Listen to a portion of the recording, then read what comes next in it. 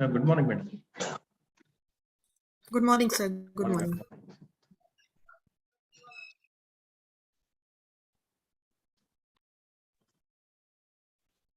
We'll start within 2 minutes, madam.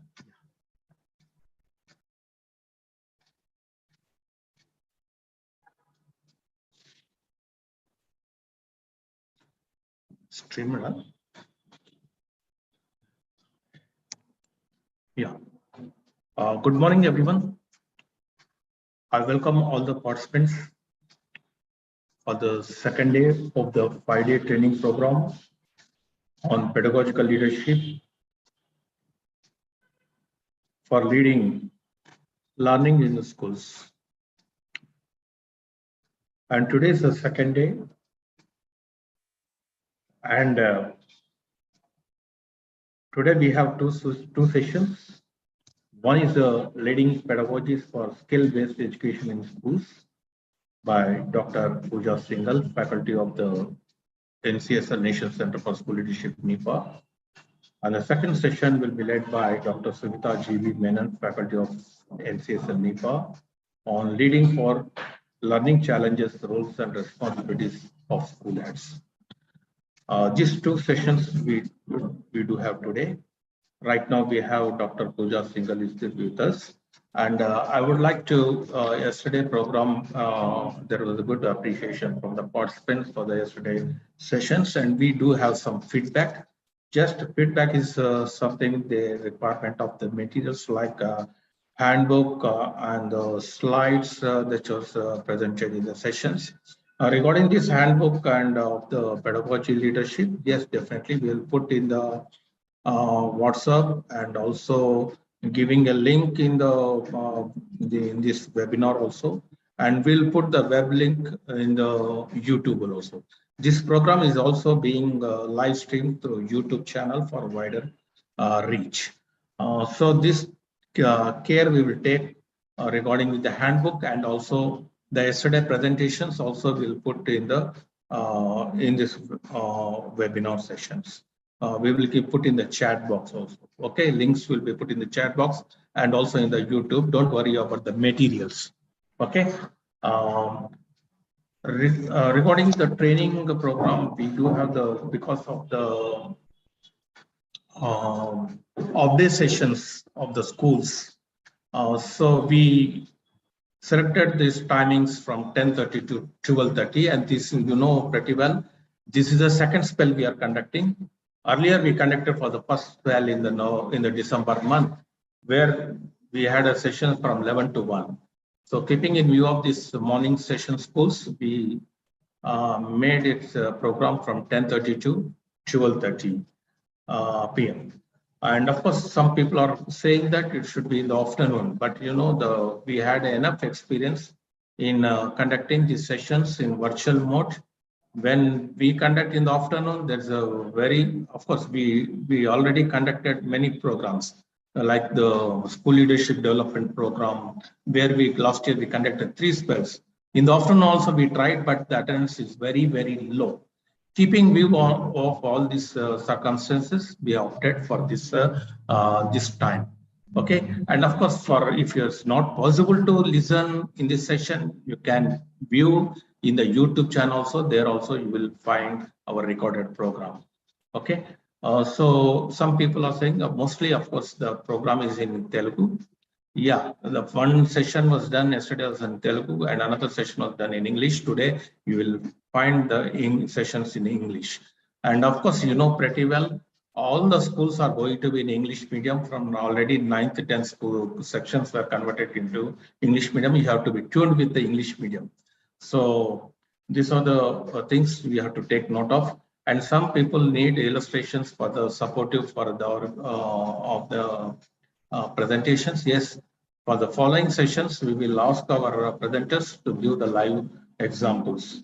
And of course, we are face-to-face instruction. Right now, it is not possible due to the paucity of funds. We will the coming year, definitely the coming next academic year, we'll try to do face-to-face sessions at the state level and as well as the district level, of course, if the budget is there. problem with the budget. For organizing any program at the state level, you have to 5 to 6 lakhs rupees we have to spend, and similarly the district level at least 3 to 4 lakhs rupees you have to spend for each batch. So the paucity of funds is there. So if the PAB is going to happen, if we are getting we will get the funds. We'll try to organize these programs, whether it's a school leadership development or pedagogical leadership program or any other program related to school leadership. We'll try to do at the face-to-face level. Thank you for one and all for being with us, and we will go ahead with today's first session. We have Dr. Pooja Shingle, of faculty of the NCSL National Center for School Leadership, NIPA of New Delhi, and she will handling the session leading pedagogies for skill-based education in schools. I would like to introduce her. Right now she's a faculty of NCSL NIPA. She's a gold medalist in economics. Actually, she did a doctorate from Jai Narayan Vyas University of Jodhpur. Although she is an economist, she did a lot of work in economics. Also, she's very good proficient. She did so many programs in education field also, particularly on e-education, that's online education, and particularly on the you can say that the gender. She worked very extensively on education gaps, particularly with the gender parity, and she also associated, before coming to the NCSL, she also associated with VV Giri, National Labour Institute. She worked on the policy papers on the labor issues, and she also worked as assistant professor at the Amity University in Noida. And she had a very extensive experience in teaching, research, and also in the training. And right now she is associated with the school leadership, that is NCA, National Center for School Leadership, NIPA. And she is also a national coordinator she is in charge for the 5 states of particularly northeastern, like Manipur, Meghalaya, Mizoram, Goa, and also the West Bengal. Over to Pooja Singhal, Madam Ji. You can have your session. Thank you for being with us. Thank you so much, sir. And I wish to thank SLA Telangana, Suresh Babu sir, and Jagdishwar Reddy sir. Thank you so much for inviting for this particular session. And sir, I would like to share my presentation from my side. Let me share it. I hope my slides are visible to you. Yes, madam. Yes, madam. You can put in the slideshow. Slideshow, yeah.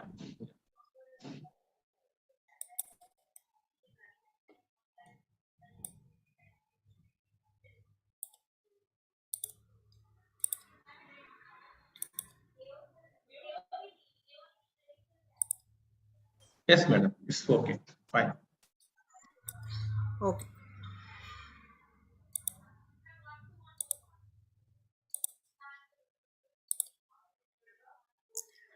So, good morning, all of you. Today, basically, we are going to discuss about how a school leader can lead skill-based and the vocational education in government schools of India. And for this particularly, we have designed some precise agenda. And first of all, we need to understand that what kind of skills our children need to realize their full potential. So what kind of skills we have to inculcate in our students or in our school children, and how can education system prepare the children for the future, or what can school leaders do? And next, what will the world look like in 2030? So basically, looking at the future of the world of work, we have to design our especially skills. We have to identify the skills, what kind of skills we have to inculcate in our students.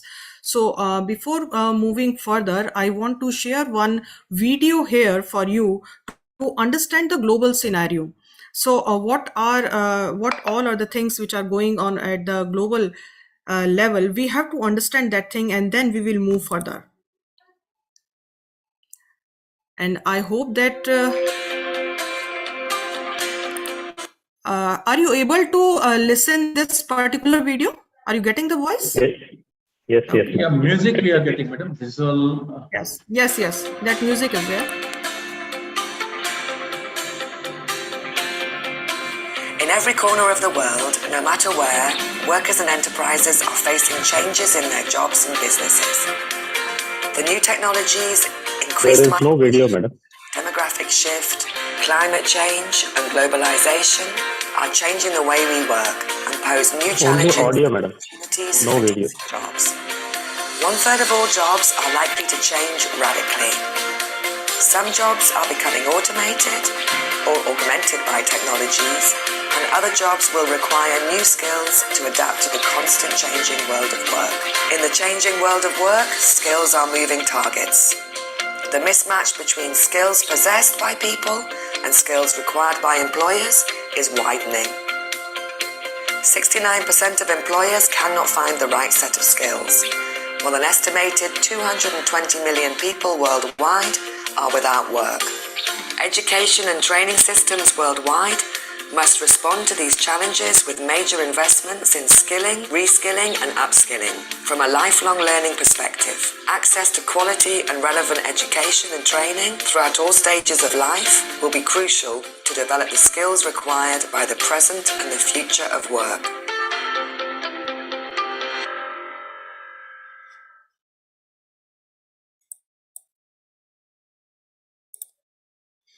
So actually, this is a very small video, just in order to show that what all the things are going on at the global level. So we have identified that around 220 million people are without work. And what is the reason behind that? And mainly, if you will see that, and if you want to analyze the reasons, and the main thing you can identify is the lack of skills that they are facing, because we know that each and every individual have skill, but there is a need to identify those skills, and there is a need to sharpen those skills in our children. So just in order to show the things, I have shown that video. And now today, quickly, we have to start with the basic concepts related to the skill. First of all, we have to understand that what are skills and how it can be differentiated with the talent. If you will compare skill with the talent, you can identify that the talent is always your inborn abilities, right? But skills, you can acquire it, you can polish it, and you can hone it. But talent is your inner thing and something that is given by the god. So this is the difference between the talent and the skill. And if specifically, if you want to understand what is skill, and it is prescribed by the OECD, is that it is a bundle of knowledge, attributes and capacities that can be learned and that enable individuals to successfully and consistently perform an activity or task. They can be built upon and this is the precise definition which is given by the OECD. So it shows that skills are not unidimensional or one dimensional, but it is multidimensional in nature. And it is not fixed, but it can be learned. It can be learned through various ways. That may be through the formal institution, that may be through the non-formal or informal institutions. And that can be extended through the learnings. So there are various characteristics you can identify from this precise definition of a skill.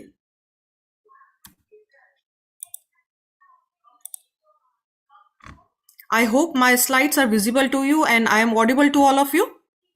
Yes, madam. Yes. Okay, thank you, thank you.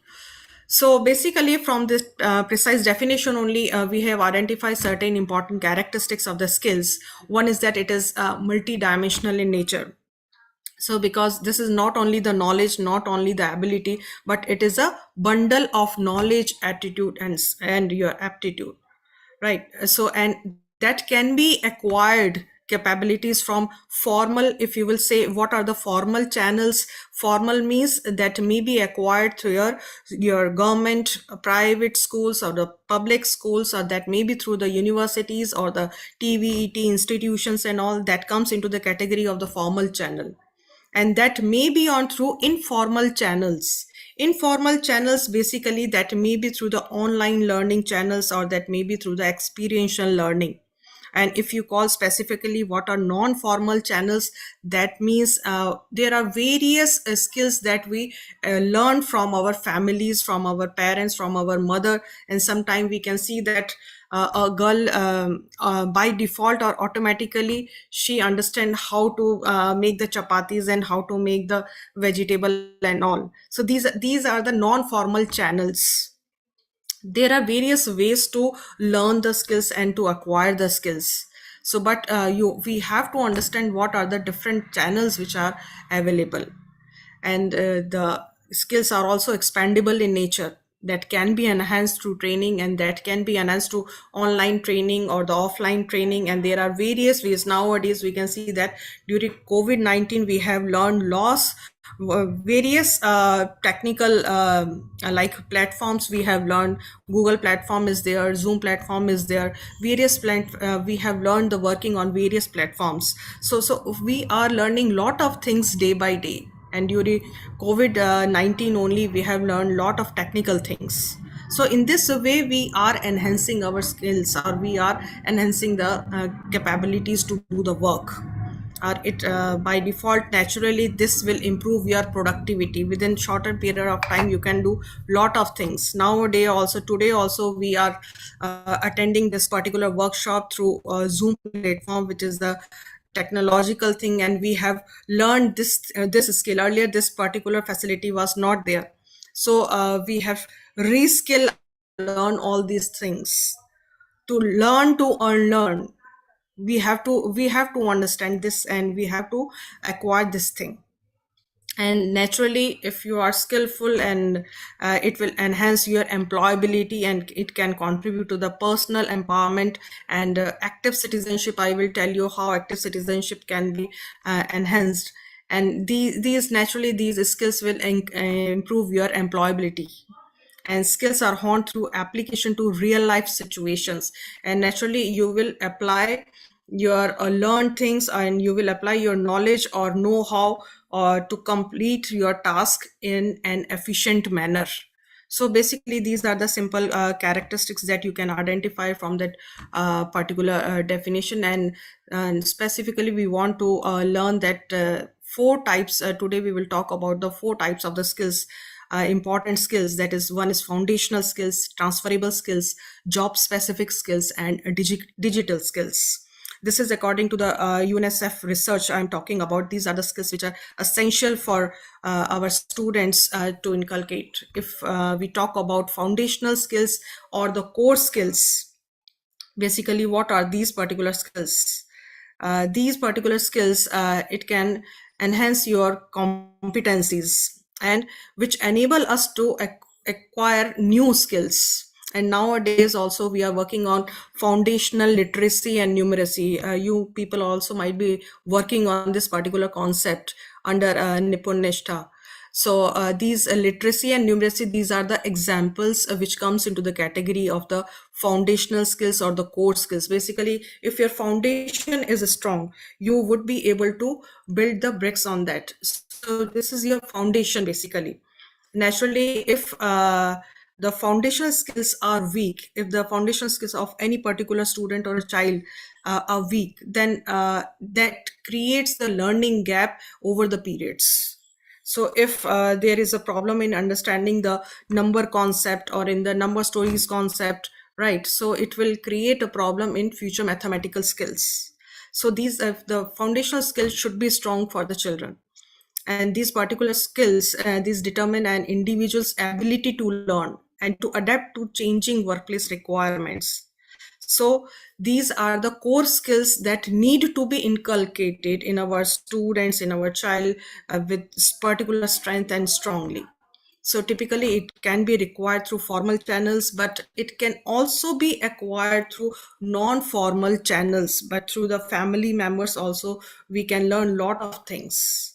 And that should be strong, by maybe learn through the formal channels, or maybe learn through the non-formal channels, but it has to be strong. And that should be like analyzed by the school leaders or the school teachers, whether that particular child is strong in this particular skill or not. So this particular strong foundational skills, it can enhance the productivity wherever these students work. It can enhance the productivity of that particular business or that particular sector. So it can create overall impact on the growth of our nation. So in this way, this particular skill, this foundational skill is very important. And next one is your technical skills or the job specific skills. So technical skills, these are the technical competencies that enable the performance of a specific job, that may be related to the teaching, that may be related to the carpentry, that may be related to the technician. So nowadays there are variety of area where the students can work. But that skill, particular technical skill or the job specific skill should be strong to sustain in the future of the work, basically. So, and in this case of the job specific skills, you have to reskill from time to time, or you have to upskill from time to time, because these skills get outdated quickly. So as just like the example of this particular using of the this online platforms, in the same way, in our case also, day by day, if we are into the research area, we have to upskill ourselves related to the softwares which we are using in the research area. So nowadays we are working on NVivo, or nowadays we are working on for the quantitative analysis, we have to use the SPSS or MOS and PSLM. So a lot of things are there that we are working on. So same way, the technical skill have to be reskill according to the need of the hour, or according to the change in the labor market. So that need to be understand, that need to be mapped by the school leader. So that is very essential thing. And some of the digital skills are also considered as a technical or the job specific skill nowadays, because everything we have to work on our computers, on our laptops. So digital skill have to be perfect regarding to the children. So how this can be integrated into the education system, that I will tell you, but initially we have to understand the things, what are the skills that need to be sharpened related to the children. And third one is the transferable skills. These transferable skills are also known as soft skills or socio-emotional skills, or the 21st century skills. But specifically, if we talk about the transferable skills, it involves the problem solving or the critical thinking, communication, or the leadership, you can say. These are all the transferable skills, and this can work in each and every area.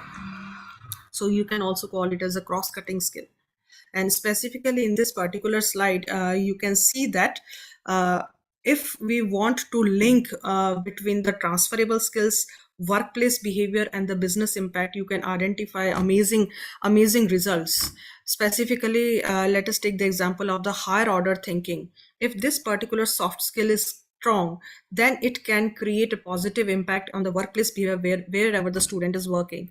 Like a vision for the performance, this vision making would be strong. If a student is higher order having strong higher order thinking skills, then they can analyze the problems easily, or to resolve the issues, the effective troubleshooting maker they can be. And they can also enhance their decision making. So naturally, these skills can create lot of impact on the workplace behavior and the business impact. Ultimately, in business impact, you can see that the trend toward improving performance and the market share. The performance of the business will improve, or the market share can be improved. And similarly, if you will talk about the communication. So in case of the communication, a lot of positive results you can see at the workplace, or as well as on the business. It can also reduce your slowdowns, it can stabilize the workflow, or it can improve your reporting skills. So these are all the transferable skills. These are all the transferable skills. And related to the transferable skills, I want to show you one specific framework which has been prepared by the UNICEF, that is related to the 4 clusters of the transferable skills. Here in this particular framework, you can see that 4 transferable skills, that is active citizenship, active learning, employability and entrepreneurship, and the personal empowerment. And to enhance these skills, what are the further skills which are required for the active citizenship? Naturally, you have to enhance the participation of the students.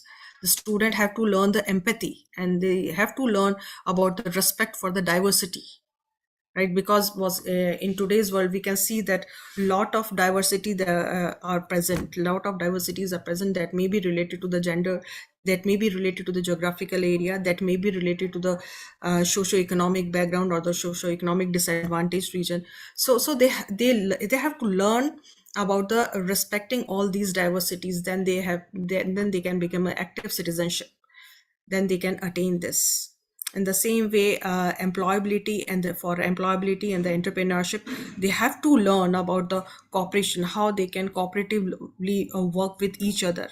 Their team building should be strong, and they have to learn how can they can negotiate with the other, and their decision making should be strong. In the similarly, for active learning, creativity, critical thinking, and the problem solving, these are the skills that they have to learn. And for the personal empowerment, self management, that is time regulation, how they can manage their time and all, and resilience in the communication, these are the things. So various different organization, research organization, they have proposed the frameworks, and today I have shown you one UNICEF framework related to the skills.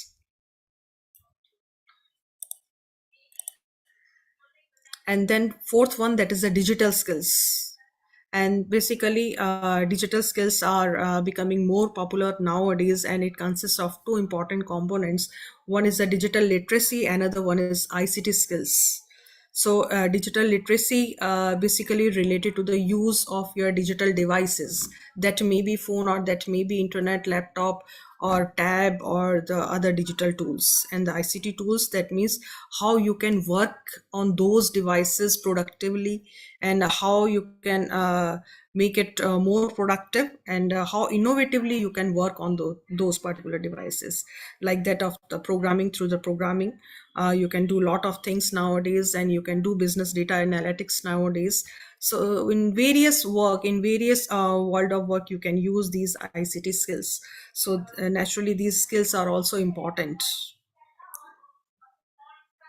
So now we have to relate all these skills and how all these skills can be integrated into our education system, and that is important.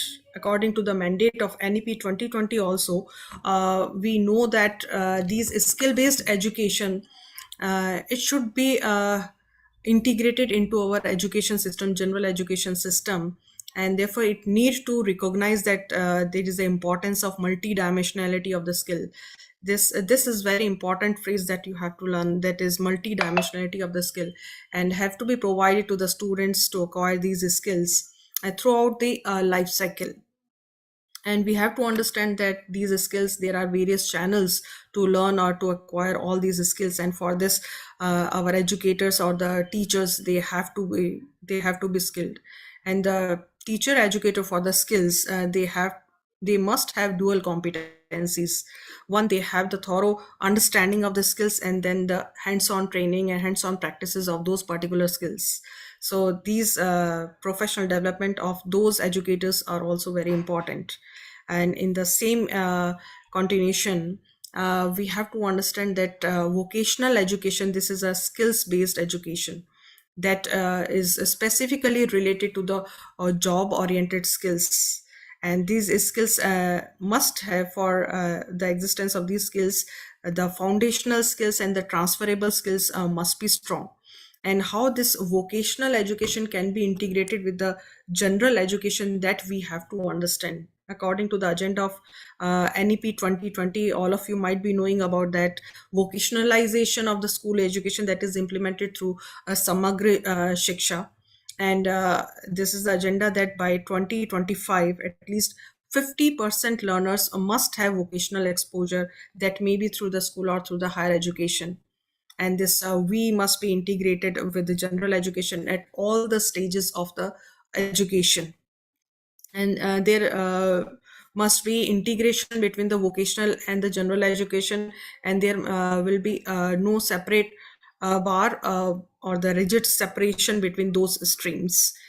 And at least one vocation should be learned by each and every student. and class 6 to 8 students, they should learn about the different vocational crafts that may be related to the carpentry, electric work, plumbing, or pottery, etc. And they must get 10 bagless days in a year to get more exposure of the vocational schools in the form of the internship, and that may be related to the local area, to the visit to the local craftsmen, or inviting the local craftsmen into the schools. And the vocational education system in school that will be integrated under the National Skill Qualification Framework NSQF for providing the training to the school dropouts. I will tell you about NSQF, what is that NSQF and how it works with vocational education, integration of vocational education later on. And BWalk, that means a lateral entry mapping should be there from schools to the higher education. That must be there. These particular things must be there while integrating the vocational education into our general education. And specifically, if you talk about the stages of the vocational education, we can see that it can be divided into 3 stages. First, initially for grade 1st to 5th, there would be a work experience. From 6 to 8, there will be pre-vocational education. And from classes 9 to 12, there is vocational education. So if we talk about the first stage, that is work experience. So in this particular stage, we can say that the students will get the awareness about the world of work. What type of career options are there in the world of work? They must be aware about that. We can see that initially when we introduce the community workers to the students, when we call that that she is a teacher, or the gardener is there, carpenter is there, driver is there, what we are doing with those community introduction of the community members, we are just introducing the children's with the world of work or the career option which are available, or the members which are available in the community. So in the first stage, awareness is there.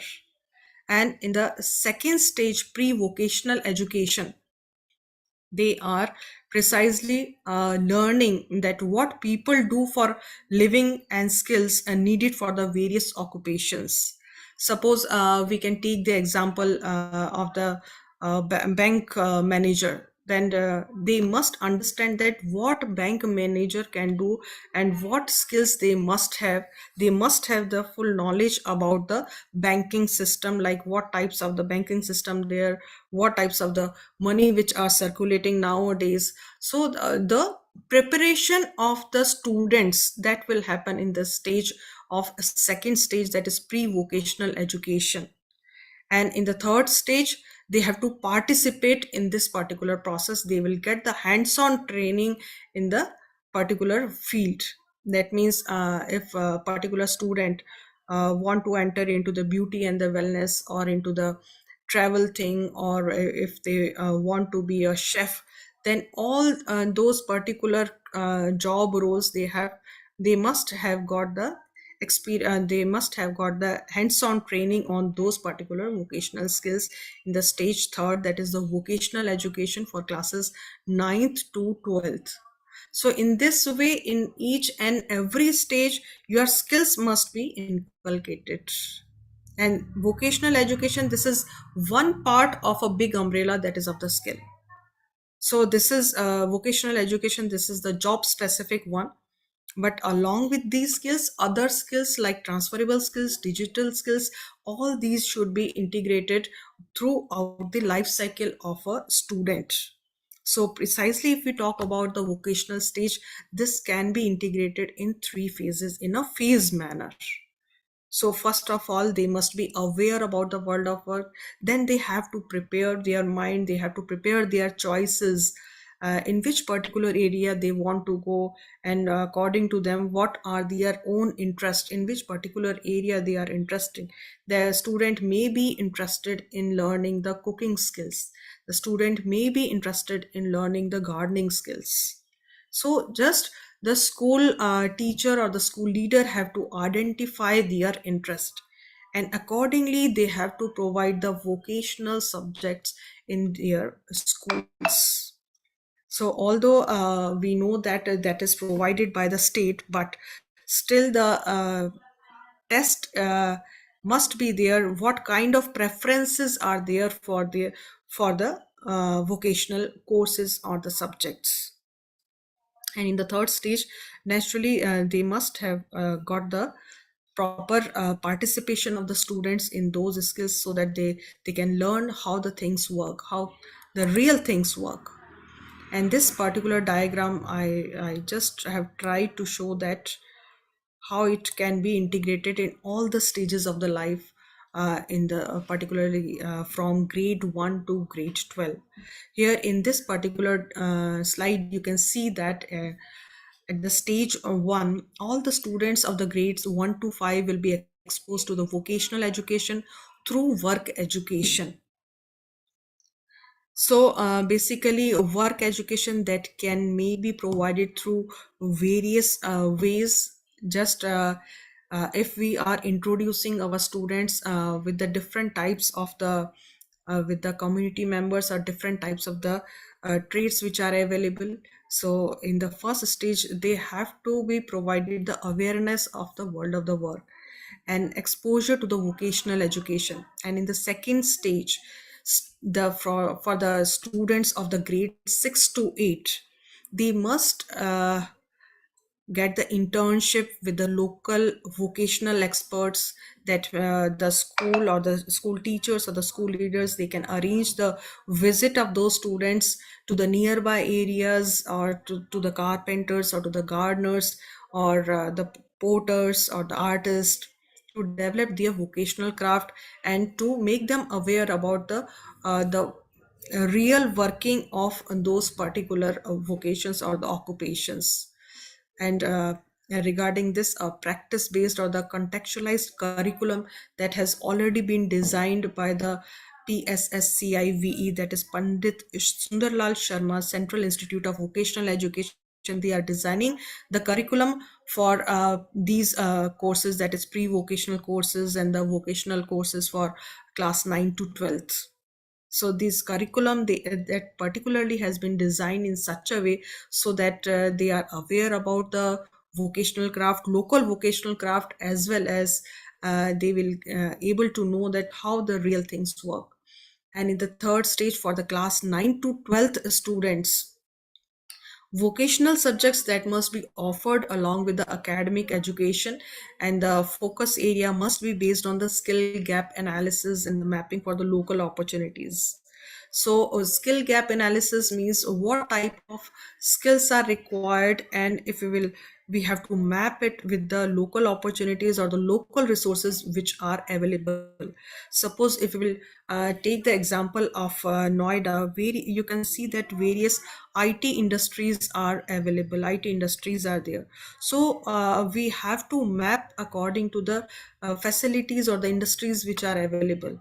So for the schools which are located to the near to those industries, they can provide the IT as the vocational subject in their schools. In the same way, if you can take the example of the Haryana, various automotive industries are there, automobile industries are there.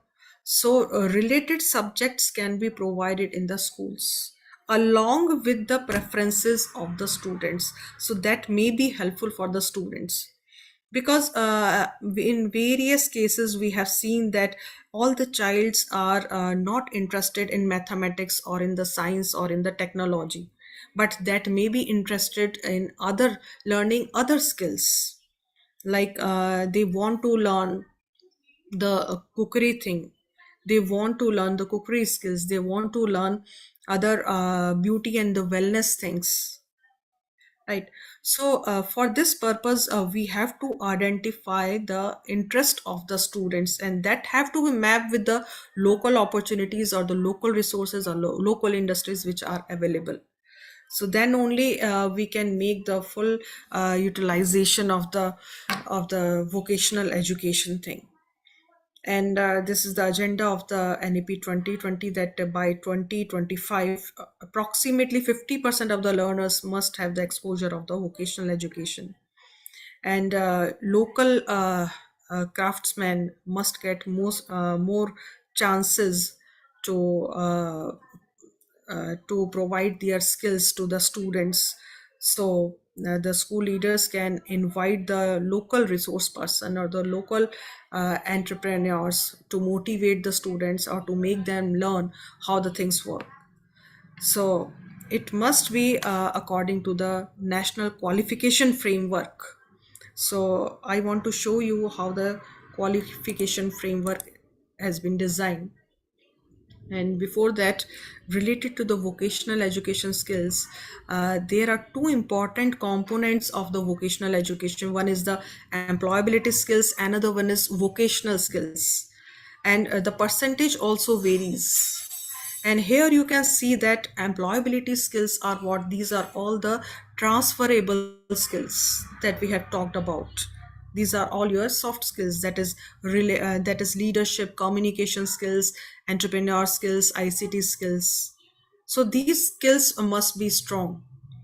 And then vocational skills, this is naturally sector specific or the job specific skills that must be learned by the students. And precisely in curriculum it is mentioned that for the class 9th and 12th and 10th 200 hours are required, and for class 11th and 12th 300 hours are required. So that is precisely mentioned in the curriculum.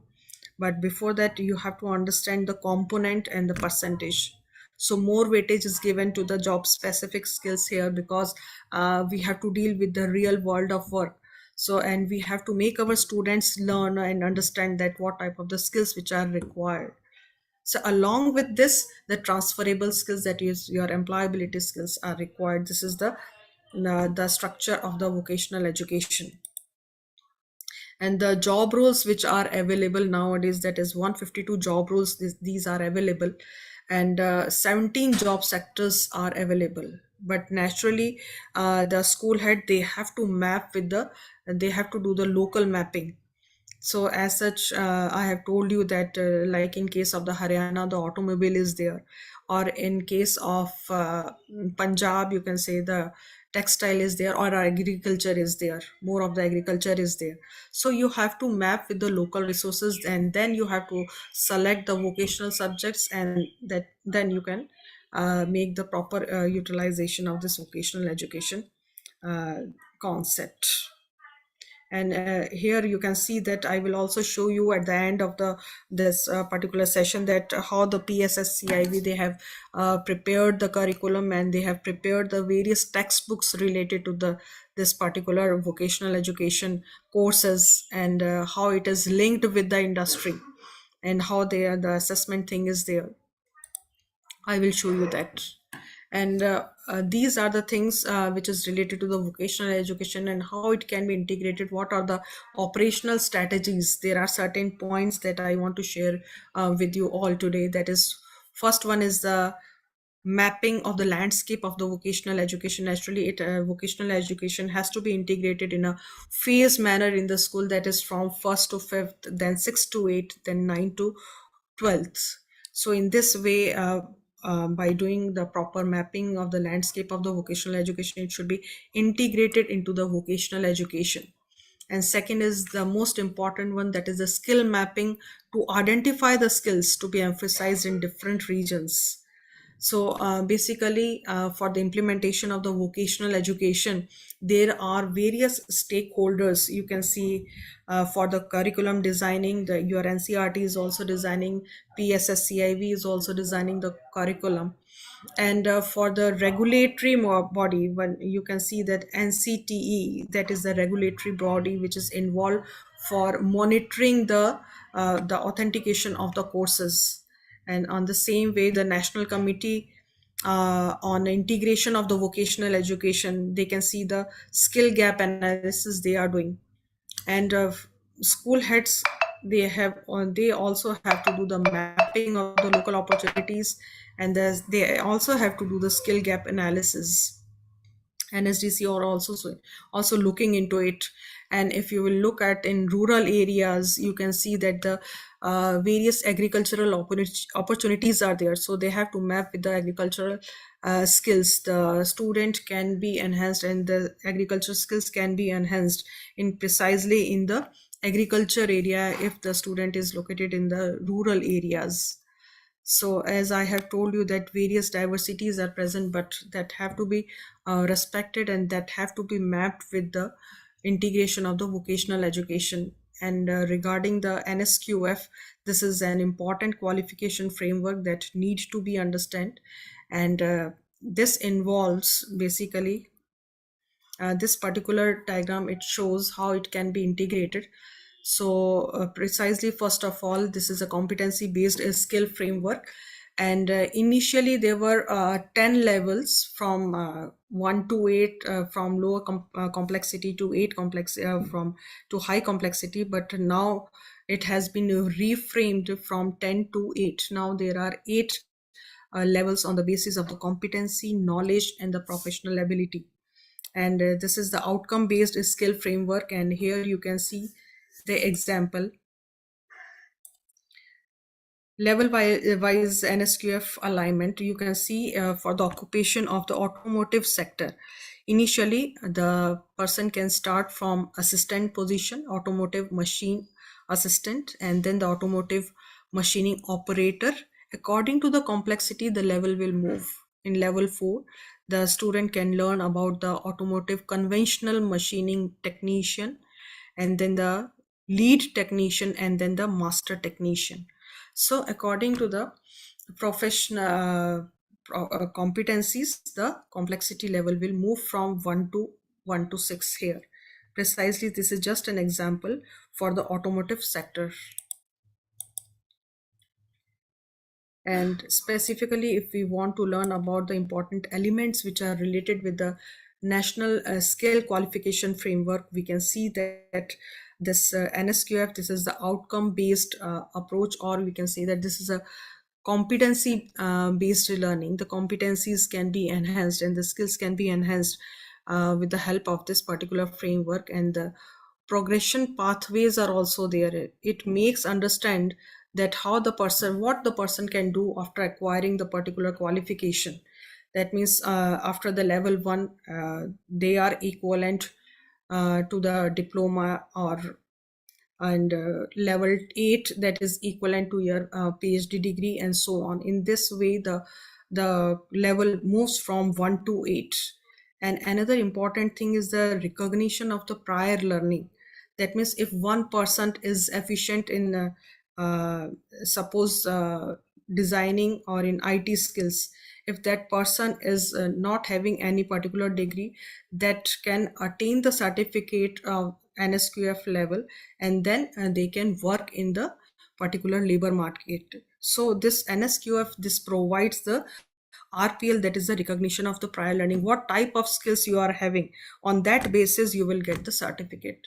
And multiple entry and exit system is also there. If suppose one person cannot continue with the studies, and later on after one year or the 2 year they want to again enter into the education, that is also possible with the help of NSQF. So in this way, one person can move ahead in labor market with the help of the certificates that has been provided under NSQF. Another thing is the international equivalency. So this promotes the international mobility of the skilled workers. That means on the basis of the certificates which you attain through NSQF, that is applicable in other countries also. So in this way, the international mobility is also possible with the help of NSQF. So there are various advantages of this particular framework that need to be incorporated and that need to be understood by the school heads. And this particular task, this has been undertaken for strengthening this NSQF framework. And initially I told you that there were 10 levels, but now it has been rationalized to 8 levels.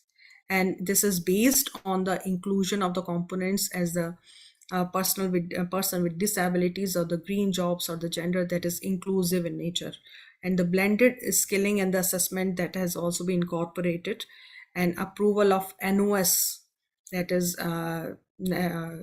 open schooling, is also there, and the Indian languages are also integrated into the curriculum framework, and the standardization of the NSQF norms is also there, and industry validations. That is very important because after learning all the sector specific or the job specific skills, it must be matched with the industry requirement or the industry demand that must be there. So, in order to understand the demand of the industry or the demand of the labor market, this is important that school head can invite the resource person from the industries or from the enterprises, local enterprises, so that they can understand what is the demand and what type of supply is there. In terms of supply also, they have to think that whether that supply is matching with the demand or not. So suppose the school is working in the agriculture area only and the local demand is of the IT skills, then there will be totally mismatch, and after attaining the agriculture skills, those students will not be placed. They will not get the placement thing, and then they will be disappointed. So it is very important that there must be a mapping between the demand and the supply of the this job specific skills, because initially we have seen that at the global level also around 220 million people, they are without job, right? So, and in our India also, if we will see the vocational education learners, only 5% of the learners, they are getting the formal vocational education. They are able to attain only the formal vocational education. So that needs to be enhanced. And right from the beginning only, right from the class 1 only, we have to focus on the skills, what type of skills they are getting. So this industry validation and the mapping, this is very, very important. So these are related with strengthening NSQF, how the NSQF framework, this particular framework has been strengthened from time to time. It has been rationalized, it has been mapped with the industry requirement, and different languages, Indian languages has also been integrated into the curriculum that has been developed in the local languages, which is very important.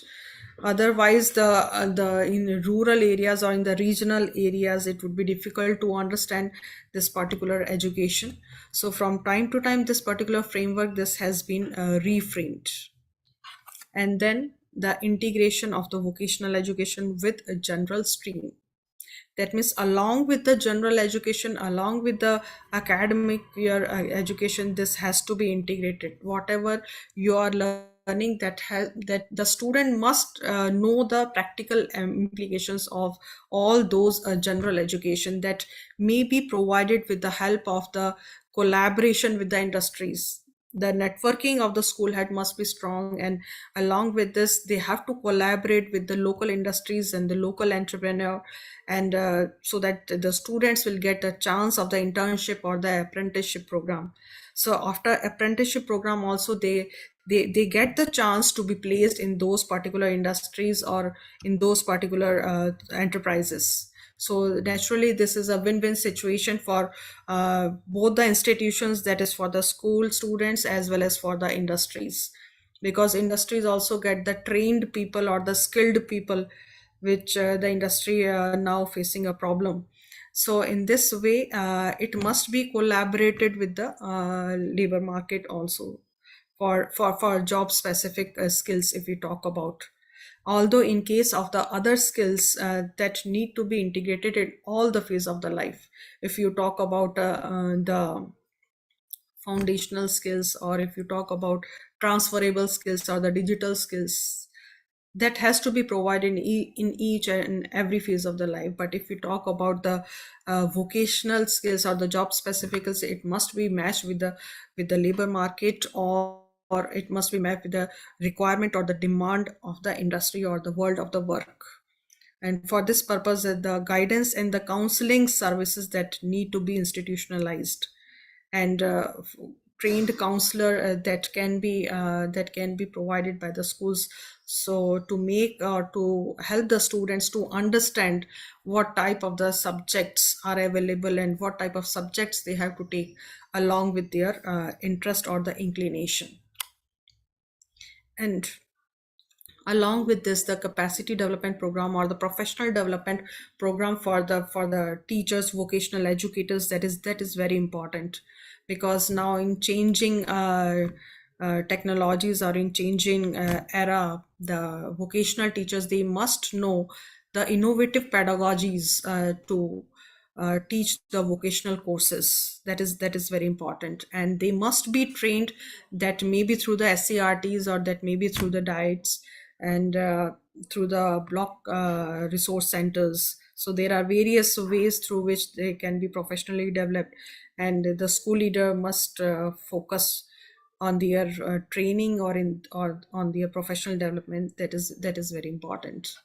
And specifically, if we want to identify, if we want to understand what are the competencies that must be there in the vocational educator, so this particular competencies that has been identified by the PSSCIV, that means whenever they appoint, the school leaders appoint or hire the vocational education, that may be contractual. And nowadays we have seen that in the we have at NCSL, we have conducted various workshops related to the vocational education, and we have identified various challenges the school heads are facing in different states. And we have seen that the school leaders, they are getting the vocational educators on the basis of the contract, they are not the permanent one. So they have to face various challenges, and but at the time of appointing the vocational educators, they can check the competencies of the vocational educators related to the employability skills they are having, or the skill assessment and the evaluation procedure they know, and the vocational education pedagogy they know. So because in different streams or in different sectors, different kind of pedagogies are required naturally for training in a particular course related to the IT skills. They must have different pedagogy they can use, or for plumbing thing they can use different pedagogy, or for the construction one they can use different pedagogy. So that might be this is the main thing they have to focus on. And they have to use the instruction manual, and the coordination and the management they know, and the instructional resources they know. They have to develop those resources. So these are the important competencies one school leader can check with the vocational educators whenever they are appointing. So the if school leaders want to impart or provide vocational education in their schools, they must first of all, they must have the perseverance or the grit, because this is the area they have patience to develop the vocational skills. And they must know about the occupational skills that is required in the future world of work. And they have to monitor the learnings of the students as well. They have to take the feedback as well from the student. That is very important. And they have to motivate also, motivate the students to pick up the subjects. And they have to communicate with their parents also to change their mindset, because there is vocational fallacy in the mindset of the community or the parents, because generally they consider the vocational subjects or the vocational education as the secondary one, and that is related to the blue collar job. So that's why there is a need to change the attitude of the parents also. So school leader have to take step, or they have to organize some awareness program related to that. So then only this particular subject can be picked up and can be taken the positive manner and the positive way. And lastly, I want to show you the 10 competencies of the future world of work, because here we can see that we are into the industry 4.0 era, and there are various jobs which are related to this particular era. You can see that because in 4.0 lots of automation thing is there, robotic thing is there. So different fields which is related with 4.0 here I have shown in your in this particular slide. That is, simulation is there, horizontal and the vertical system integration is there, or internet of things is there, cyber security is there, augmented reality, big data analytics. These are the fields, because we see that generally there is a fear in our mind that when all the things will get automated, then what individual will do? So basically, these are all the scope where person can enhance their skills and they can sustain in future world of work. And along with this, the competencies which are required, that is the social intelligence, or because we all are into the era of digital era basically, so virtual collaboration is very important. How the person can efficiently collaborate virtually, that one has to learn nowadays. New media literacy is there, design mindset is there, computational thinking is there. So lot of competencies that we have to understand, we have to reskill ourselves, and then only we would be able to reskill our students. So I think this is about the future world of our competencies, and this is about the skills. These are all the skills that we have to inculcate in our students. So thank you, thanks a lot. This is all from my side. Thank you.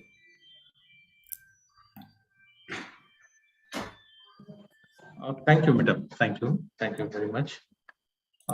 Yeah, you have exposed very widely about the vocational skills required for the country and as respect to our state. Just one more thing I want to say, that because at national level we are preparing one document related to the vocational education, and since a lot of school principals and the school heads are present here, so I want to ask that if any school head is working in this particular area, they can share their documents with us, or they can share the case studies with us, so that if any input want to give us, they can share with us. Yeah. I think మీరు విన్నారు కదా, ఎవరన్నా participants, those who are attending this session, if they have ఎవరన్నా ఈ vocational education మీద work చేసిన వాళ్ళు, any documentation is there, please transmit to us, and so that we will pass to the NCSL. వారికి ఇవ్వడం అనేది జరుగుతుంది. దయచేసి అటువంటి వర్క్ చేసిన వాళ్ళు హైదరాబాద్ లో కూడా ఉన్నారు, నేను చూశాను. Some Addagutta high school Secunderabad లో వర్క్ చేస్తున్నారు. అట్లా I know very few schools, but some నాకు తెలియని కూడా చాలా స్కూల్స్ ఉండొచ్చు. సో ఈ ఏరియాస్ లో వర్క్ చేసిన వాళ్ళు ఎవరన్నా మీరు ఇప్పుడు ప్రస్తుతం ఉంటే, దట్ క్యాన్ బి డాక్యుమెంట్ చేసి మాకు అది పాస్ చేస్తే we will send to the NCSL. Okay, madam, I will send that part. I'm very thankful, madam. Yes, I will speak in Telugu for them. Yes, ఈ రోజు మీరు బహుశా national policy of education 2020 దృశ్యాలో దృష్టి చూసినప్పుడు vocationalisation మీద importance ఇస్తూ దాని ఆధారంగా ఈ ప్రెజెంటేషన్ జరిగిందని నేను అనుకుంటున్నాను. ఎందుకంటే ఇప్పుడు మేడం రైట్లీ పాయింటెడ్ అవుట్, అసలు ఎడ్యుకేషన్ సిస్టమ్ చిల్డ్రన్ టీచర్స్ ను ఏ విధంగా ఎక్విప్ చేయాలి. ఇమీడియట్ గా 2030, నాట్ ఫార్ అవే, ఇంకేదో okay, within 10 years, within 7 or 8 years, there are a lot of change, a lot of transformation is going to take place. And again, lifelong skills. She emphasized that 220 million workforce without any skills ఉన్నారు. దాంట్లో పెద్ద భాగం మన భారతదేశంలో కూడా ఉందనేది మీకు తెలుసు. అందుకే స్కిల్ ఇండియా అనేది ప్రైమ్ మినిస్టర్ గారు మోడీ గారు దీని మీద ఎంఫసిస్ చేస్తున్నారు. స్కిల్ ఇండియా, ఆత్మ నిర్భర్ భారత్, ఇవన్నీ చేస్తేనే కదా ఆత్మ నిర్భర్ భారత్ కారణం జరుగుతుంది. స్కిల్ ఇండియాకు అనుగుణంగా ఈ వొకేషనల్ ఎడ్యుకేషన్ అనేది గతంలో మనం మాట్లాడే వాళ్ళము, ఇప్పుడు 2020 ఎడ్యుకేషన్ లో పెద్ద మెయిన్ ఫ్రేమ్ వర్క్, ఒక మెయిన్ టార్గెట్ గా తీసుకోవడం జరిగింది. అండ్ దిస్ వొకేషనల్ ఎడ్యుకేషన్ అనేది they are trying to implement right from primary. Madam చెప్పారు 3 phases లో చెప్పడం జరిగింది, 1 to 5 and 6 to 8 and 9th to 12. So 3 phases లో వొకేషనల్ ఎడ్యుకేషన్ రేపు ఇంట్రొడ్యూస్ చేయడానికి ప్రాతిపదిక ఇవన్నీ కూడా ఏర్పరచడం జరిగింది. అండ్ దట్స్ వాట్ షింగల్ మేడం మీ అందరినీ ఆ విషయంలో మీకు అవేర్నెస్ క్రియేట్ చేస్తూ, in that way what the head school head can do, ఈ కాంటెక్స్ట్ లో మనం ఏం చేయాలి, ఐడెంటిఫికేషన్ ఆఫ్ లోకల్ రిసోర్సెస్ కావచ్చు, ఐడెంటిఫికేషన్ ఆఫ్ పర్సనల్ కావచ్చు, వొకేషనల్ ఇన్స్ట్రక్టర్స్ కావచ్చు, వాళ్ళకున్న కెపాసిటీస్ ఏంటి, అసెస్మెంట్ చేయడం, you have to direct, you have to guide them. ఇవన్నీ కూడా వాళ్ళ అసెస్మెంట్ ఆఫ్ స్కిల్స్, వాళ్ళతోటి ఉన్న నాలెడ్జ్ లెవెల్స్ ఏంది, వొకేషనల్ పెడగాజీలో ఎంత వాళ్ళకు డెప్త్ ఉంది, ఇవన్నీ కూడా మనం యాజ్ ఎ ప్రిన్సిపల్ గా, యాజ్ ఎ హెడ్ మాస్టర్ గా, as head of the institution మనం చేస్తాం. You have to liaison with the industries, local industries కావచ్చు, లోకల్ ఎంటర్ప్రినర్స్ కావచ్చు. ఇవన్నీ విషయాలు మనము సంసిద్ధులను చేయడానికి I think Madam lecture has helped us to know what we have to. This is some sort of motivation, or it can not just motivation. This is some sort of a preparation for our school heads towards the vocational education. And Mosha, if you have any issues, you can మీరు దీంట్లో chat లో మీరు వేయచ్చు, that you can put the question in the chat box that Madam can answer 50. Okay, so multi-skill based, multi-dimensional, enhanced productivity. Tarata, one more thing she emphasized: skilling is not only for the children, but also for the teachers and also for the school leaders. Skilling, upskilling and reskilling, everything manaku kevalam students kaadu, ఇది మనకు కూడా వర్తిస్తుంది అనేది కూడా విషయం చాలా చెప్పడం జరిగింది. సో ఫోర్ స్కిల్స్ మీద ఫోకస్ చేయాల్సిన అవసరం ఉంది. That is a foundation skills, transactional skills, job specific skills and digital skills. ఈ 4 areas లో we have to work for the ఈ స్కిల్స్ లో 4 కూడా మన స్టూడెంట్స్ ను ఎంపవర్ చేయాల్సిన అవసరం ఉందనేది కూడా మేడం చెప్పింది. అండ్ ట్రాన్సాక్షనల్ స్కిల్స్ లో particular hard skills and social skills, soft skills, even self-control skills. ఈ విషయాలు కూడా మేడం చెప్పింది. సో ఇటువంటివి very important aspects that she expose.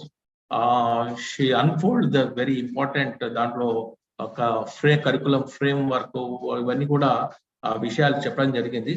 So 2020 దృష్ట్యా what readiness we can do అనేది చాలా విషయాలు చెప్పడం జరిగింది. సో ఐ థింక్ ఇది ఒక సంసిద్ధత భాగంగా మనం పరిగణించాలి. సో ఫ్యూచర్ లో మనము రేపు జరగబోయే ఈ వొకేషనల్ ఎడ్యుకేషన్ పైన right from primary to 12th class వరకు what the school heads can do అనేది రీడిఫైన్ చేసుకోవాల్సిన అవసరం ఉంది. So this area is not just left to the students and the instructor, but you have to guide and you have to lead this vocational education in a purposeful way. Skill India ku ప్రాతిపదిక బాటగా మనం చేయాల్సిన అవసరం ఉందనేది పూజా single గారు చెప్పడం జరిగింది. Really, madam, I am very thankful for, in spite of your busy schedule, and you have attended the session. Your presentation is very beautiful, and I think it's very knowledgeable. I hope definitely our participants will appreciate. Thank you. On behalf of the School Leadership Academy Telangana and also from participants, I am very thankful to. Thank you, sir. Thank you, sir. Now we will have the next session. Subita G.V. Menon garu, already she is there, I think. Yeah. She is taking on the topic called the leading for learning challenges, roles and responsibilities of schools heads. Learning anedi kevalam teachers మీద పరిమితం కాదు. The school head has to take a lead role, positive role అనేది నేను కూడా చెప్పడం జరిగింది. So in that way, మనము what the school leader can do అనేది madam Subita madam, she will deal this session. Subita, I would like to introduce her. She did PhD from RIE Mysore.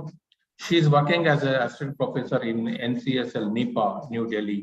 8 years paina she is working as a assistant professor, and also very actively involved in development of materials, development of national curriculum framework, of school leadership curriculum framework, అదేవిధంగా hand books తయారు చేయడంలో కానీ, capacity building programmes లో కానీ she took a very positive role, active role ఆ విధంగా. And incidentally she is a national coordinator for certain states, అందులో which includes Telangana, particular the southern states. దాంట్లో ఏపీ, తెలంగాణ, కర్ణాటక, తమిళనాడు, దీంతో పాటు ఈ 4 సదర్న్ స్టేట్స్ తో పాటు she is coordinating with Odisha and Assam also. So madam, I think మన చాలా మందికి పరిచయమే అనుకుంటా, because whenever she invite her as a state in-charge, very actively associate with the core group interaction. Also గతంలో మనము స్కూల్ లీడర్షిప్ డెవలప్మెంట్ ప్రోగ్రామ్ లో face to face programme state లెవెల్లో జరిగిన లేకుంటే ఆన్లైన్ లో వర్చువల్ మోడ్ లో జరిగిన ఇప్పుడు కూడా she will be ever present. So వారు I invite on the behalf of the school leadership Academy-SCERT, on the behalf of the participants, I invite Subita G.V. Menon garu to have her presentation. Thank you, madam. Thank you, Suresh sir, and thank you for this opportunity to again meet you all and share new ideas in the area of school leadership. I personally want to thank Suresh sir for being there and organizing this program, and also the support from Jagdishwar sir for this online program. And my respect and sincere regards to the director SCERT, Radha ma'am, for her continuous support in ensuring all the activities of SLA Telangana, especially in the area of school leadership. So I would like to share the screen. So as Suresh sir said, this is the topic on leading for learning. Are you able to see, Suresh sir, the slides? Yeah, yes, madam. Yes, Yes, madam. yes. Okay. You have to put in a slideshow. Yeah, I'll do that. So in case the slides doesn't move, just let me know so that I can switch over to Jagdish sir system. Sometimes the slide doesn't move. So right now I'm in the first slide. Can you see? Yes, yes. Yeah, okay. My only thing, you have to put in a slideshow. Yeah. Slideshow. I don't know. How do I do that? On the top, you will find the bar. There is a slideshow. Yeah. Yeah. No, I don't see that actually. Oh. Or else in the bottom. Or else in the Just bottom. that I can do that. Slideshow, I can do that. Yeah. Okay. So I moved on to the next slide. I'll continue. Yeah. Slide 2. Yeah. Okay. So the previous session. Sorry, ఒకవేళ రాకుంటే మనకి వస్తుంది Suresh. Slide show column. It Yes. isn't in the slideshow mode. It didn't switch to the slideshow mode yet, ma'am. Okay. Actually, Nice. this the top level, whatever is showing, it doesn't show the slideshow. I don't know why. So I'll just stop it and I'll do it F5, once again. madam. 1 minute. Yeah. I'll try, Jagdishwar sir. In case it doesn't work Yes, sir. out, I'll just Yes, let you know. Okay, ma'am. Sure.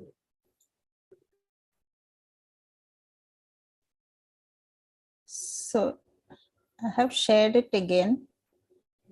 Click F5, madam. F5. Click F5. F5. Okay.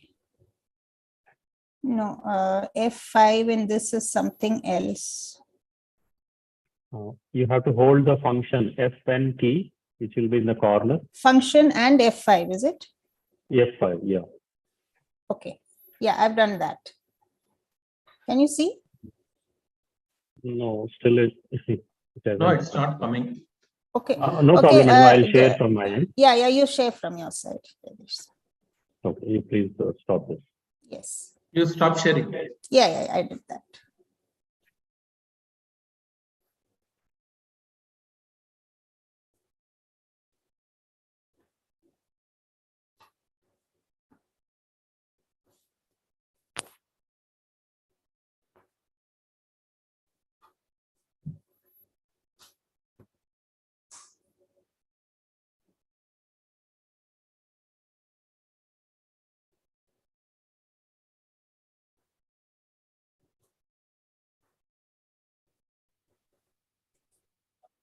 Excellent.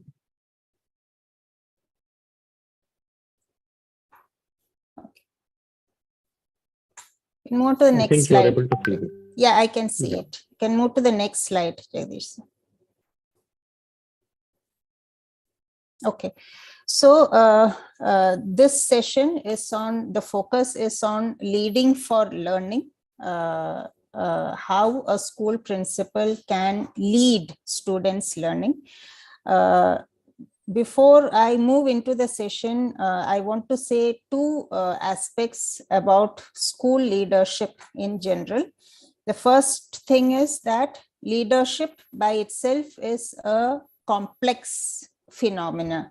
Why I'm saying this is different schools are very different, and each school has its own stakeholders, its own system surrounding it, its own context, and the interpersonal relationships between each school is very different. So there is no one size fit all kind of a leadership role which you can assume to be there. So this is one thing that is very important for us to recognize and also know, that a leader in one leadership roles and strategies you enact in one school may not hold for another school.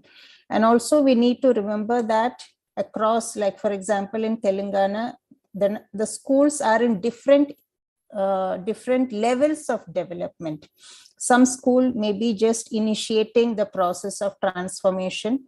Some school may be already developed, it has everything in it, good teachers, good infrastructure, the students' level of learning may be on the higher side. And some schools may be neither it is in the extreme zone, or neither is it in the really bad zone, or neither is it in the highly improved zone, somewhere in the middle. So as a school leader, where you go and where you are, where you join a school, it depends. And you as a person, as a school leader, you need to know where my school is, what is the current situation in my school. So why I'm saying this is, leadership is very complex. What worked in one school may not work in another school. So it is a constant learning and constant working it out and constant problem solving that makes you a good leader. So you can't take things for granted. It is a continuous process where you do self-reflection and you understand the context, and according to the situation, according to the circumstance, we have to change our leadership styles. That is one thing I wanted to say. The other thing I wanted to say is we need not believe in the concept of heroic leadership. There is nothing like a single hero as a school head trying to transform the schools. It doesn't work like that. It is always shared. Leadership is shared. Leadership is distributed. And this concept of heroic leader, to me, I would say it doesn't exist. And there are research studies which also says that leadership doesn't work in silos, in isolation. There is always requirement for people to come together, people to act as leaders, take over the charge of leaders, and together we move towards transformation of the schools. So these two things I would like you to reflect and think about leadership. And coming on to the core of today's session is leading for learning. So in the previous session, I was listening to Dr. Pooja's session. So she was talking about Industry 4.0 and the kind of new kind of learning that is coming up, that is required. From her perspective, it was about the vocational skills, the work-related skills, the industry-related skills that one needs to come up. And she was talking about the big gap between what the industry expects and what the learners actually have. So, there is this increasing expectations beyond what is there in the school. For example, school as a unit, it may not have all the requirements like infrastructure, a good teacher, or a good system in place but yet the expectations from the school does not stop, right? There is increased globalization, there is increased modernization, and there's a lot of expectation from the learners. Thinking has become more complicated. Now we're talking, like she was talking about robotic learning, and she was talking about what is that? Big data, and she was talking about virtual collaboration. So this is a kind of new perspectives that is coming up, and a remote school in a remote area in Telangana, they need to come up, because the child inside, when we're talking about social justice, when we're talking about inclusion, when we're talking about equality, we cannot deprive the children from aspirations, right? So whatever changes we need to bring about in the school, we, as a school principal, we need to plan it out. We need to keep in touch. So when we say learning, school as a learning organization, we need to be aware of these complexities that is happening in the world, in the nation, in the world, and then bring all these things, try to bring all these things into the school. It may not be easy, but as a school head, we need to try, we need to network, and we need to ensure that the children in your school doesn't fall back in any way. So you have to be that person who connects your remote school to the outer world, and whatever the requirements is happening, whatever new learning is happening, you as a school head, you need to bring it inside your school. So that is a first step that you would like to take when it comes to improving the learning of the students, being aware of what is happening in the outside world. And what are the things that is happening? We're talking more of connectivism rather than individualism. We need to realize that nowadays working in silos is not the solution. Even teachers and even students, they need to have connectivity. Connectivism is the key word that is here. Coming together as a group, networking, group problem solving, group decision making. So these are the things that is working out, and you need to create spaces within the school so that there is opportunity for the children and for the teachers to connect to each other and network with each other. So digitalization, technology, these are the things that is happening. And another expectation from the teacher and the school head has been to make the learning learner-centered, right? So the kind of teacher training policies and training programs, they always insist that the child should be happy in the school. And the kind of learning that you provide, the kind of pedagogies that you use in the classrooms has to make the child comfortable, has to be meaningful, and it has to be in tune with the needs of the child. So these are all big expectations that is coming up in terms of policies and in terms of mandates, I would say, that has been, that the school needs to cater to.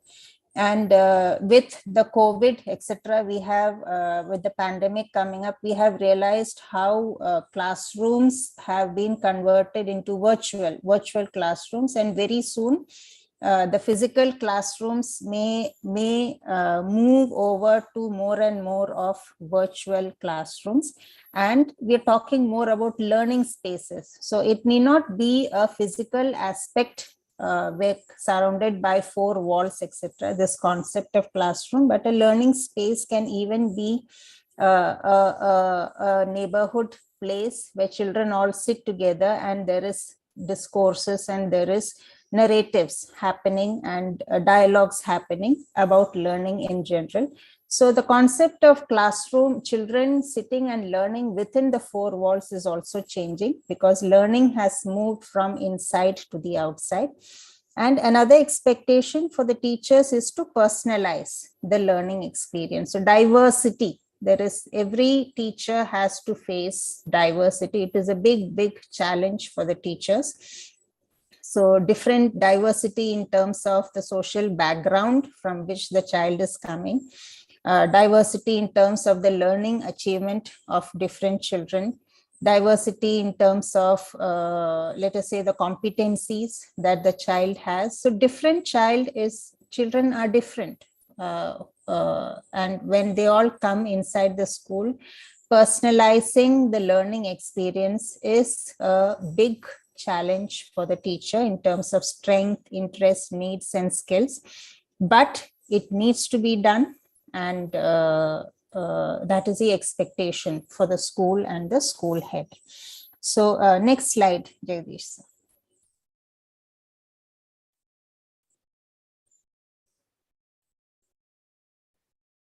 Jagdish, the next slide.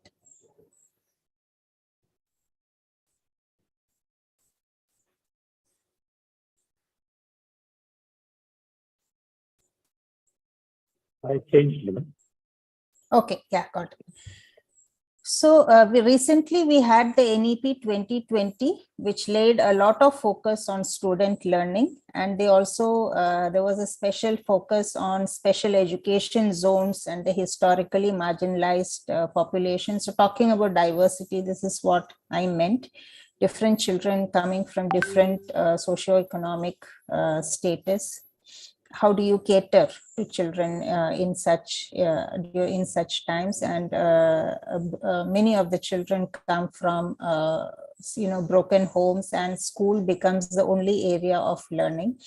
So in such times, focusing on social justice leadership, focusing on ensuring that there is democracy in the classrooms, there is democracy, values of democracy in the school, ensuring inclusivity and ensuring that each child gets what he or she deserves to get, promoting social justice. There is no differentiation in terms of caste or gender.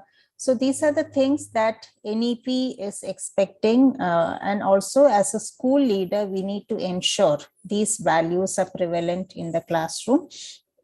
And NEP also expects that improvement in learning, not just at the knowledge and retention level, but also there is a need for higher order thinking skills, which includes critical thinking and problem solving, citizenship skills, and collaboration skills.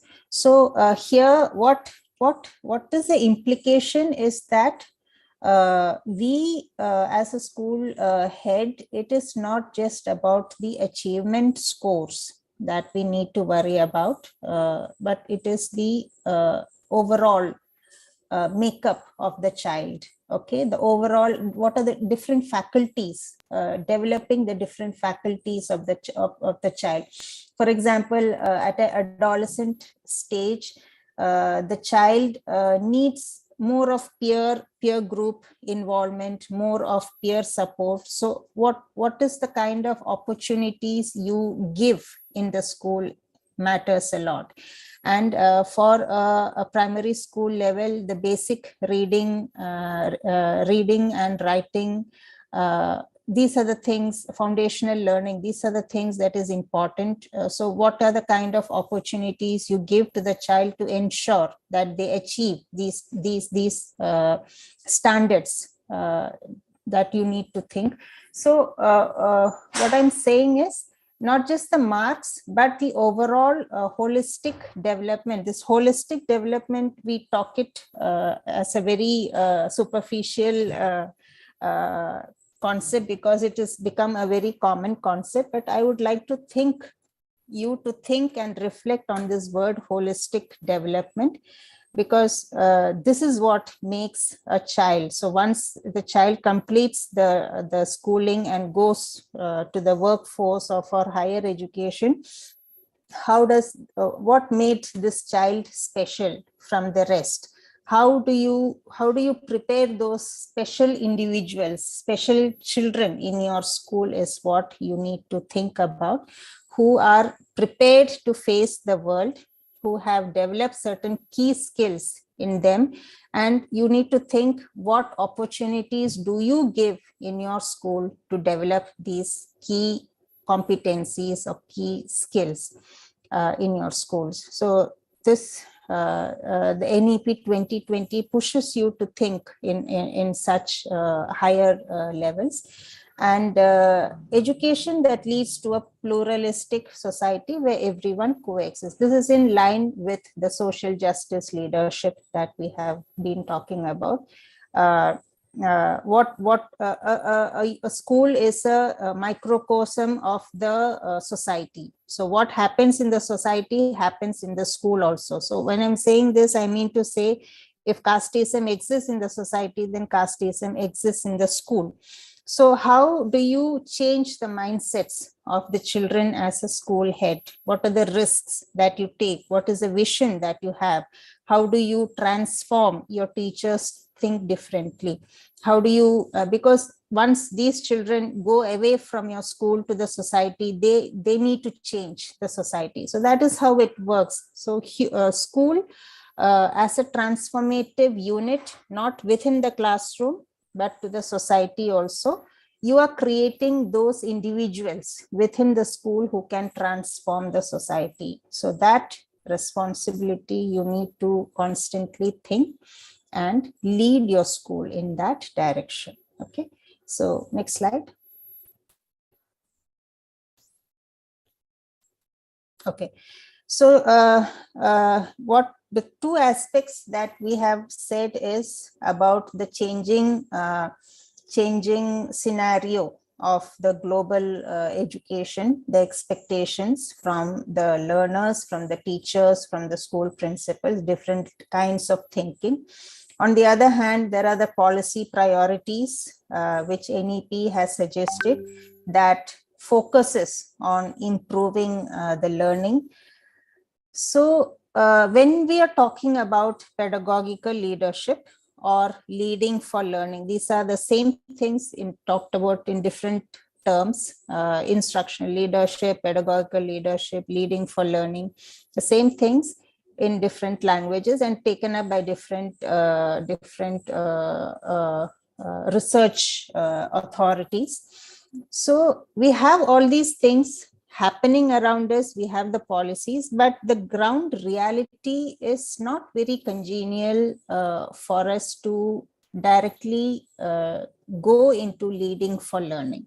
There are a lot of challenges, and what I have listed here comes from the feedback of different school principals with whom we have worked at NCSL, and the 2-3 workshops that we have held with them when we have asked for feedback in the area of their role to improve learning.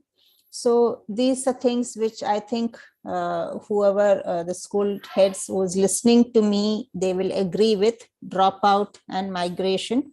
Some children go away with their parents for a long duration and they come back, and as a teacher, you realize that there is a big learning gap in the children.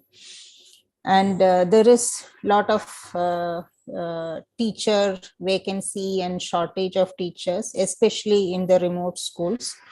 And there is a problem. The problem increases when there is a shortage of teachers for the main subjects like maths or science, etc. And as such, the system, there is usually a shortage of teachers in art education, or like what Dr. Pooja was saying about vocational education, the shortage of teachers. So how do you compensate? What do you do as a school head? Because on one lot of problems in children's, irregularities, exactly. Thank you, Chandrasekhar sir. So a lack of awareness of value of education among parents. Parents, when I'm talking mostly about the rural schools. So parents don't understand the value of education. For them, it is they are the daily wage workers, and their home, I've said this earlier also, the home situation does not inspire learning in the homes. Because extreme cases, there is a single room house, and many a times, like whatever field visits I have conducted, the lack of electricity, the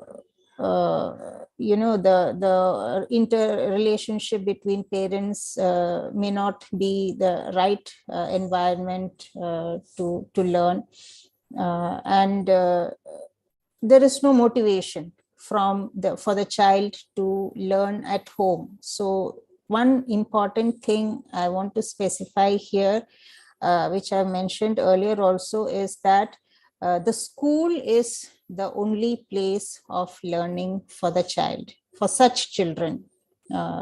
Expecting their parents to help them out, lack of facilities in hostels and improper supervision. So lot of challenges. So it is a school head and the teachers mutually, we need to, it's a very demotivating thought to say that, parents cannot help you. So expecting them to help you is out of context. So teachers and the school head, so both of you have to decide and take the child into your grace and help the child to learn. And it works because what I believe is for children, they just need mostly, that spark, what I want to say here is that kind of acknowledgement. There are many children who thirst for recognition, who thirst for being of value. Children, especially from broken household, they have such low self concept that they don't realize they are of any value at all.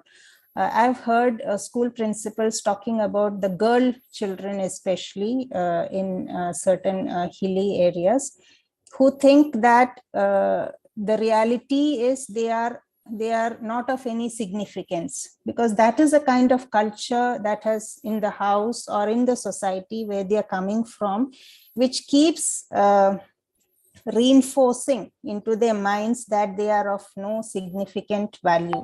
So they come to believe that is it true. So as a school head and as a teacher, how do you interfere into their lives? How do you push them and tell them that you are of importance, you are of value, you are significant, you are valuable, So these things makes a difference in the child's life.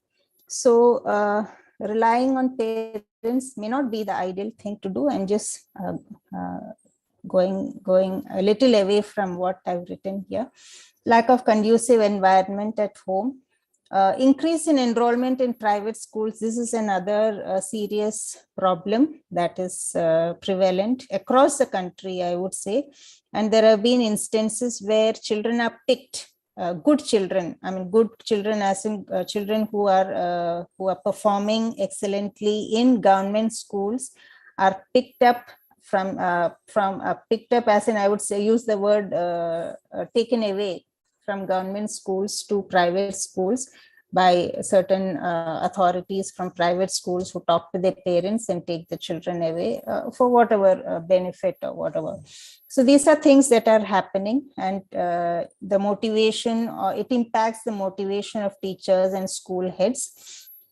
And teachers are unable to deal with diversity in the classrooms. So many a times there are so many children in one classroom that teachers are unable to deal with. When we say personalized learning, it becomes really difficult for a teacher to go with that. So, Suresh sir, if I go a little beyond 12:30, is it okay? I think I'm a little slow. Madam, 5 to I 10 should. minutes, it's okay, madam. Okay. So then I'll just a little speed up. I will not go much into details because I've just started. Yeah. So teachers are unable to deal with diversity. A lack of infrastructure is another big problem. And I'll just go fast because these are things that you have been experiencing. Non-academic work adding to pressure. Difficult school contexts, like schools may be in certain flood prone areas, or where there is difficulty in reaching, so maybe conflict prone zones or forest areas in Telangana. So this may add to your effort to improve the learning of children. And communities' lack of interest in school affairs, lack of internet facilities. So these things can be a challenge to leadership for improving learning. Next slide, Jagdish sir. So what is the principal's role in improving learning? First one is developing a vision. So I think Venu sir has already discussed about developing a vision. Yesterday he must have discussed with you. Having a vision for the school, that's very important. The second part is strategic resourcing. So when you don't have teachers, how do you resource strategically with respect to human and material resource management? The third aspect is planning, coordinating, and evaluating teaching and curriculum, promoting and taking part in teacher learning, ensuring an orderly and supportive environment, and partnership with community. So I'll go into detail with each of these. Moving on. Next slide, Jagdish. Okay. So developing a vision for the school, whenever a school head needs a vision, so the vision should be on the change side, the transformation side. And as I already said, schools are in different areas of development. So as soon as you are part of a school, you have been put into a school, as a leader, you need to understand where exactly the school stands and what is the change that you want to bring about in your school. So a vision is actually a mental image or a picture or a future orientation. It is very important for you to have this mental image, and it acts as a signpost, where the organization intends to go. So each time there are different areas where you need to stop and then check back, am I going in the right direction? So a vision is a signpost, and vision provides a goal and direction to achieve the whatever end behavior you have in mind. So vision guides people's behavior. So when we say that a vision for my school is my school should be inclusive by nature. So it guides. So when with this word inclusive, it guides the people's behavior. So when there are expectations from your teachers and from the other staff to behave in a certain way of inclusiveness, right? And vision provides a meaning and a focus, which is very important for you and the teacher if you want to transform the school. And whenever we are making a vision, we need to ask, where are we now? What is our current situation? What is the emerging issues? What are the priorities that we need to solve? What are the challenges the teachers are facing? What are the challenges the students are facing? And we need to have a mapping as to where do we want to reach.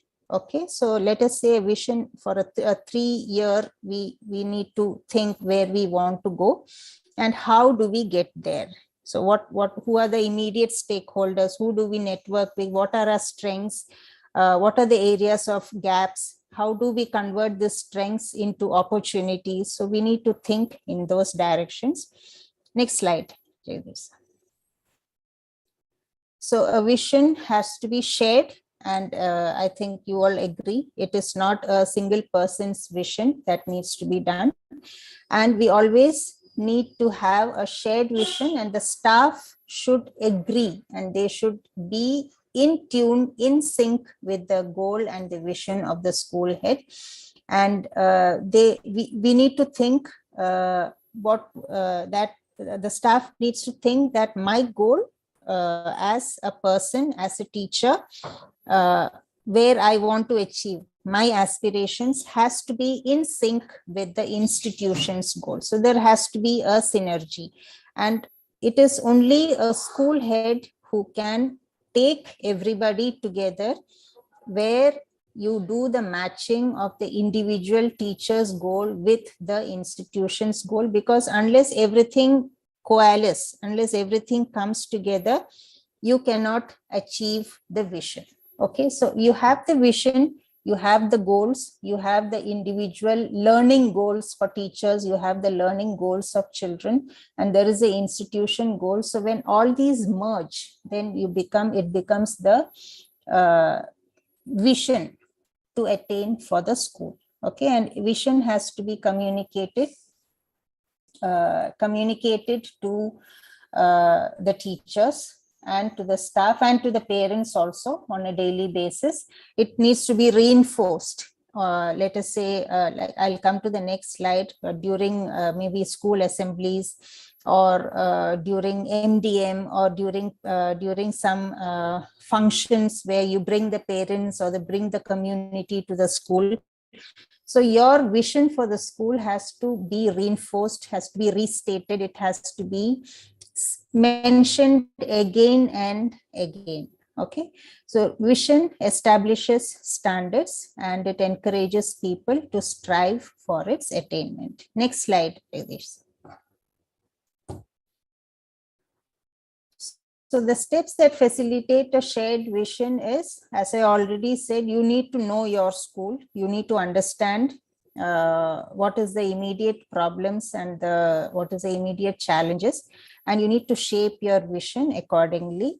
You also need to involve critical individuals who can help you generate the vision and who can help you attain the vision also. So who are these critical individuals? Your teachers are there, your SMCs are there, and whoever are the strong person, educated people in the community. So it could also be a diet faculty, or it could also be your system level administrators. It could also be any industry person who is interested in the welfare of the school. So you need to look out for people who are your support systems and involve them into your school, because as I already said, you cannot work in isolation. You have to network, you have to collaborate, and only then your school will move forward. So vision is very much required, because as I said, you have to put it in writing. I mean, it's suggested that it should be appearing in your school, and put it as a placard, or put it as so that it is visible to everyone in the school, and people know that you're committed to this vision. Okay, next slide. So as I already said, you need to constantly revisit the vision. Visibility has to be there, so that people know that you believe in it, and you are determined to reach this vision of yours. And every vision needs to have its own goals. Small goals needs to be mentioned for this. For example, one of the school heads said that his vision is to completely digitalize his school. So for that, what he has to plan is from where he will get the gadgets, who will do the training for his teachers, what are the expectations from his students in terms of technology learning, who are the support systems, who will come and train, are there any what is the support from the community. So these are the things, if you have a vision, you need to micro plan. And I mean, I'm just said very generally. So each goal you'll have to micro plan with respect to how do I reach, and what are the system or the support systems, what is the kind of human and material resources that would be required for reaching the goal. Okay, and you have to constantly revisit the vision, and vision there you have to be slightly flexible with respect to the vision, because there are chances that many things may not happen the way it is required to happen. So there is a need of flexibility, and the vision and goals are a means of motivation for the teachers and the students. So whenever we say that the climate, the school climate, the school culture has to be good, it has to be motivating. So once you have a clear vision, once you have a clear goal, then the teachers themselves begin to believe in the school head. So that because the teachers, so I've written this word relational trust. This is what it means. A school, in a school, when the teachers believe that the school principal can change the school, it is a kind of trust which the teachers have. And when there is this trust, the teachers tend to be motivated, they tend to believe in the school heads, and this has an impact on the performance of the teachers. Next slide. Next slide, please. So personal values and beliefs are required. I mean, if you have, your goal is to ensure learning in children, you have to have certain values and beliefs. The fundamental belief in human capacity to learn. This is very important. You need to believe that every child can learn in your school. So unless you believe that, and unless you transfer this belief to your teachers, then there can be that kind of vibes or that kind of motivation which you share with each other and with the children, that they can learn whatever their circumstances. And you as a school principal, believe in a democratic environment, believe in an inclusive and equitable education, and generate aspirations. This is very, very important. Let your children know what are the different things they can do in their lives. Create opportunities, create chances for them, create certain spaces within your school, so that they are able to explore different areas which they can take up in their lives. So one should always believe in inquiry. So why I'm saying this is, you cannot go by the face value of things. You need to have data-based decision making. You need to believe in, and you shouldn't be a stagnant entity. You as a school head, you and your school should not be a stagnant entity. There is always that desire for perpetual improvement of the self, the school, the teachers. Okay, desire to advance self by helping others. You have to be a mentor, you have to be a huge support system for the teacher. So these are the things that we need to develop as a school principal. The last points talks about personal integrity. So personal integrity is when you're not talking in the air. Okay, sometimes we just talk in the air but do nothing. So you need to be an action person. Say what you believe in and say what you will do. So this is very important. And these are the personal values and beliefs that as a school head you need to have. And if you don't have, you need to develop, so that this concept of leadership for improving student learning is attained. Moving on. Next slide, please. Okay, so I'll not talk much about this. Sometimes we have positive beliefs, sometimes we have negative beliefs, and negative beliefs are things where we don't believe in working as a team. I'm just saying one thing about among the others. There are many more things. So one thing that can constrain us is when we believe that people can't work as a team. There is a lot of interpersonal conflicts. So I cannot take people together. These are certain belief systems which can constrain us. But as a school head, as I already said, you cannot work in silos. You need to have your own people to work with you. And there has to be that positive environment in your school. So how do you make your teachers happy and motivated and contented? So that will happen when you personalize your relationships with them, understand their needs, understand their challenges, and not as an inspector, but more as a friend, as a mentor, try to help them out. So this relational trust, if you develop among the teachers and between you and the teachers, I think it goes a long way to ensuring a positive climate, which in turn creates that transformative effect in the school. Next slide, please. So I'm moving a little fast because we're running short on time. We'll move on to the next slide. Next slide, please. Yeah, so talking about strategic resource management, as I already said, many a times we do not have teachers, we do not have resources. So we need to network with the community to take resources, to take their strengths, whatever strengths they are there, whatever resources they have, we need to use it for the school. There was one school head who had mentioned about, she called it the Gulabi Gang.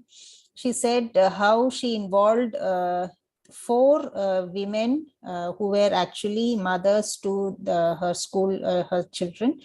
They used to come and teach the children basic things like making pickles or making toys or knitting, something that they do within the community. So this is one good example of using the community strength for the learning of the school, home community partnership. So these things can be done. There are NGOs, there are alumni in the society who can come. There is the Rotary Club, youth forums whom you can use, who can come in to your school and support your school in the child's learning.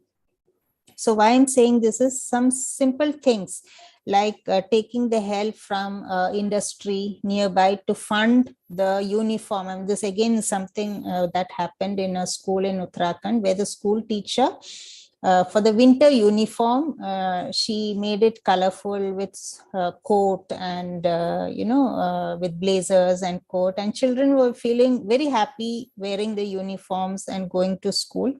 Makes a difference. And also it gives you, as a government school, it gives credibility, because in the community, there are people watching over the children, where they're going, which school they're studying, what is the achievement of the children. And when they're going in colorful uniforms, well dressed, it gives you more credibility to your school, and also greater visibility. So not just that, the children feel happy, the children feel belonged to in the school, and it improves, it has an impact on their motivation, and which also has an impact on the parents, how they look at the school, on you, the school teacher and school head and the teacher, what they do for the school. So all these has this relational impact on the child, on the school, and for the leadership role. So these are things that you should think through and do as an action for the school, for the improvement of the school. Next slide. Even MDMs, like if you can bring in some variety in the food, or you can organize a food fair, where children come from different backgrounds, they bring food from their house, the mothers or the parents can be called, the community can be called. So these are things that creates the vibes of a learning organization. So there is happiness around, there is sharing around, and things are happening, things are moving. So all these has an impact on the school in general. and also the children's entrepreneurial skills. I'm just giving an example. So these things can be done. So here I've said that many a times the sports teachers, art teachers, subject teachers are lacking, and cycles, water coolers, these infrastructure may be lacking. So you need to take support from the community and from the system to ensure that these things are available. Next slide. Now we move on to the next slide.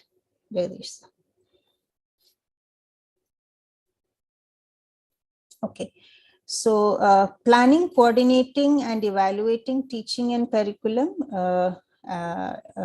For this, we need to, this is a core of transforming a teaching learning process, is a core for leadership, for improving teaching learning. So that students, as I said, it is not only about the achievement of the students, but it is the holistic development of the child. And you as a teacher, school head, and as a teacher, you need to know that the purpose of education is not just marks, but it is about inquiry, it is about empowerment, it is about critical thinking, citizenship building. So there are much more than achieving marks. You have to have this fairly broader view of the purpose of education.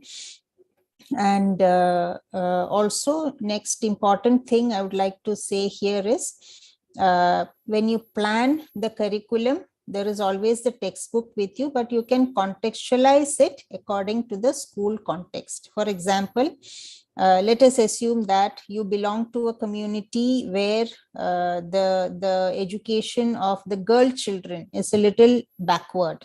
Okay, so what do you do in the school to create awareness of the education of the girl child? What do you do? What does this, how do you connect with the society? How do you connect with the parents? So that has to be part of the curriculum. Alcoholism, drugs, these may be different challenges in the school. Safety and security, like for example, if the girl children or whoever, the children are not feeling safe or on the way to school or within the school, these are things that you need to think about. And your curriculum has to be planned in such a way that you cater to the immediate challenges, immediate problems, so that children are also in touch with the happenings in the society. Next slide.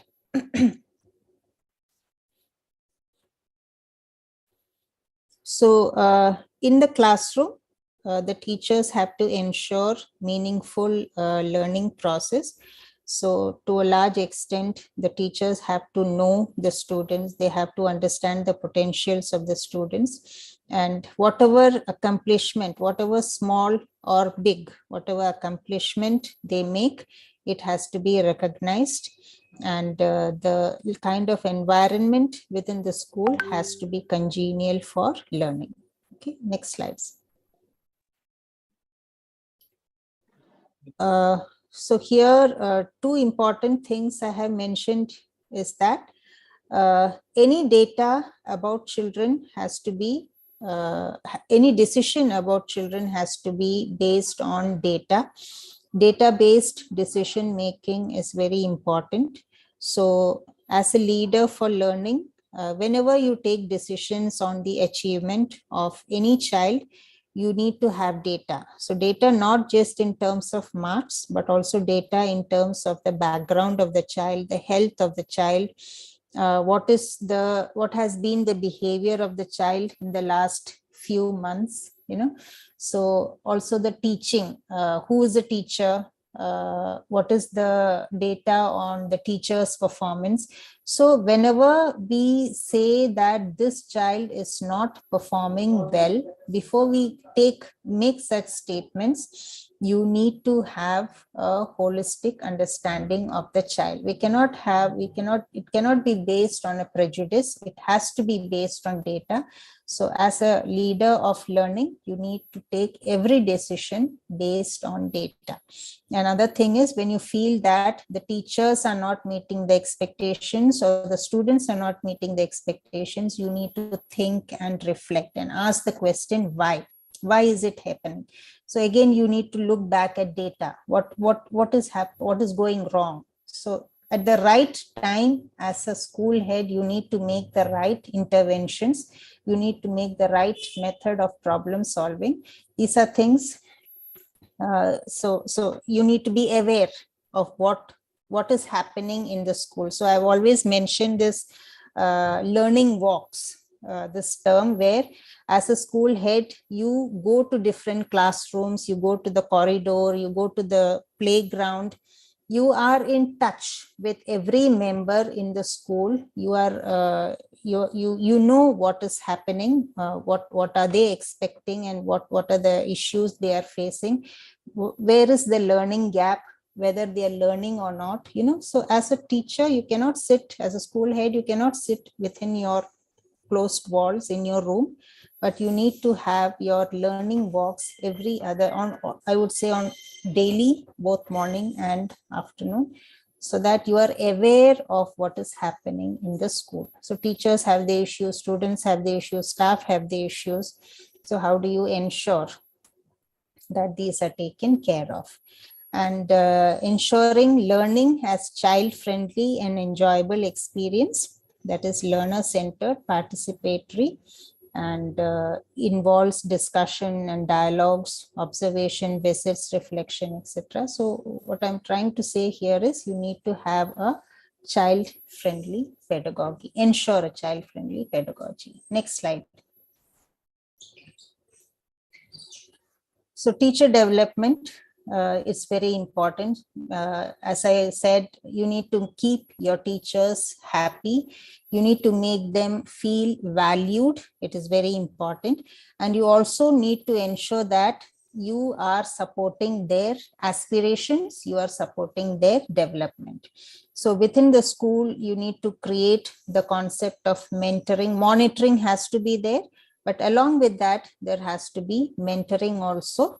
And teachers have to be made leaders. Teacher leadership is very, very important when we say succession leaders. So it's not necessary that as a school head, you have to do everything that is required. That can be very stressful, and that is not possible also. So you need to create your succession leaders. You need to create your teacher leaders, so that catering to the concept of school as a learning organization, and there has to be a systemic flow in the system. If in your absence, somebody else should be able to take it up in the same way as you are doing. So this you need to ensure. And one important aspect here is the continuous professional development, CPD, of teachers. Learning of teachers should be continuous, and it has to be embedded into the fabric of the working day. Every other day, it has to be there has to be a CPD of teachers happening, and this you can do by observing the teachers in the classroom, and during the staff meetings, having a dialogue, having a discussion. So make the teachers feel that you are responsible for their learning, and you have a plan, have a learning plan. They should have a learning plan for themselves, and you also should support their learning plan, so that there is a upward mobility for the teachers in terms of their learning. So this is very important. Next slide, please. So I would say this is last but one slide, Suresh sir.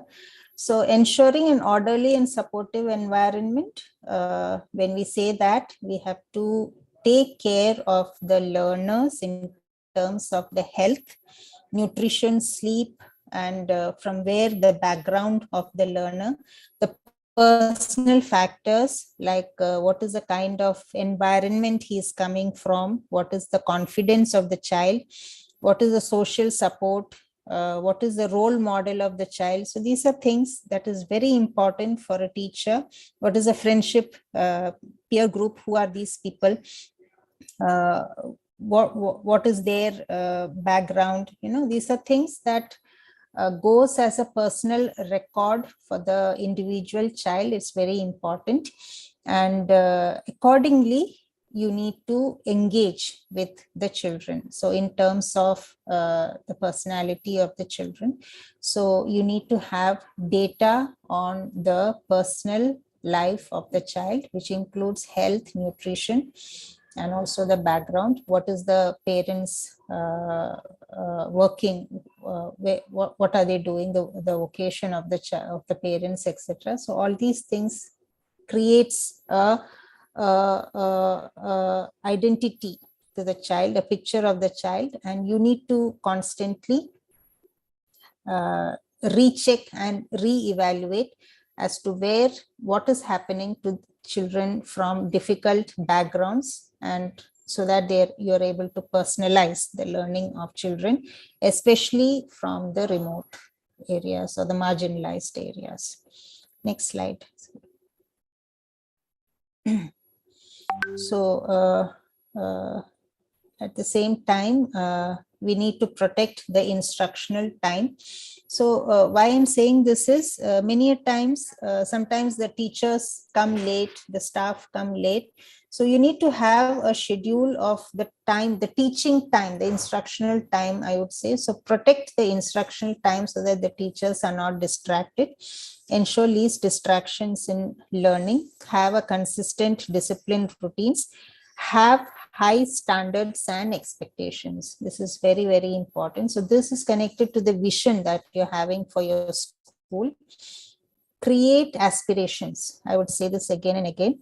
And identify and resolve issues and problems quickly so that you have a positive school culture, and maintain this relational trust. So this is very important, because the teachers have to trust the school head and the school head have to trust the teachers. So there is a mutual dependence, and I would say aspects of vulnerability also.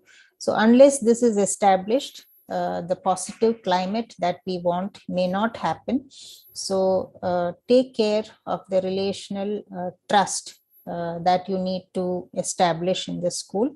And these can happen only if you, as a school head, play the role of a support through, let us say, modeling good behavior or mentoring the teachers, having dialogues with teachers, so that the teachers believe that this school principal is here to support them in whatever challenges or issues they face, both personally and professionally. Next slide. Okay, this is the last slide. So partnership with community in India, a lot of things happen through community leadership. When there are schools which are so remote that it functions mostly with the help of the community. So having partnership with community is very important, and to showcase the credibility of the school to the community is very important. So unless a community believes in the school, they will not send their children to your school. So it is very important to showcase your school as doing well to the community, and as showcasing that you are there for the children and you are there for learning of the children. So it is very important. And the best thing that you can do is to ensure that the gates are open between the school and the parents and the community, so that there is a mutual sense of togetherness, and also the community feels that the school, they have trust with the so that the community feels that the school head and the teachers together are working for the welfare of the students, and their students are safe within the school. So this needs to be encouraged, and the kind of partnership needs to keep it going. So these are the critical aspects that school head needs to ensure to make the school a learning organization and to lead the school for learning. So thank you very much. Sorry, I had to speed up a little. I hope it was helpful. Sorry, Suresh, I was not aware of the time. Yeah. Yeah, I just Yeah. went on. Madam, thank you so much for the. Thank you, Jagdishwar sir, You have- for your support. Yeah, always this PPT goes haywire for me. Yes, it Yeah. happens, ma'am. No problem. That was really well. That was complete package-like thing, madam. In the set of instructions, what you have just delivered, and all the aspects. I think all the aspects of concerning school leadership have been addressed. Right from you have mentioned like there's nothing like heroic leadership. So we have you have once again reiterated the need of coming out of that conception like heroic leadership kind of concept, and you have introduced a new term as well, like connectivism, the new way of connecting, creating spaces to create network with students and the community as well, and the various aspects of diversity which NEP 2020 talks about, and the challenges day to day, the challenges what school leaders are facing in day to day their duties, and how to facilitate the shared vision and revisiting the shared responsibilities, and personal values which is required for school change, how to develop a positive thing, and strategic resource management, how to strategically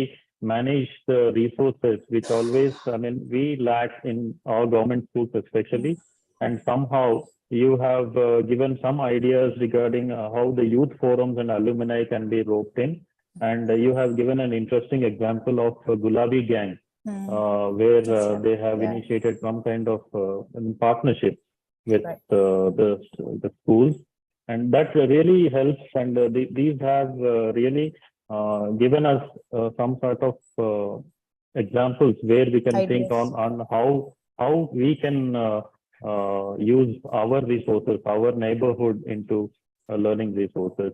And you have mentioned another thing like mentoring is what is required, then monitoring along with mentoring, which helps school leaders, and maintaining high standards and creating aspirations. That is the bottom line where you have rightly pointed out, madam. And I'm sure we will, our school heads and the teachers are really motivated, and we ensure that these are put into practice in our duties.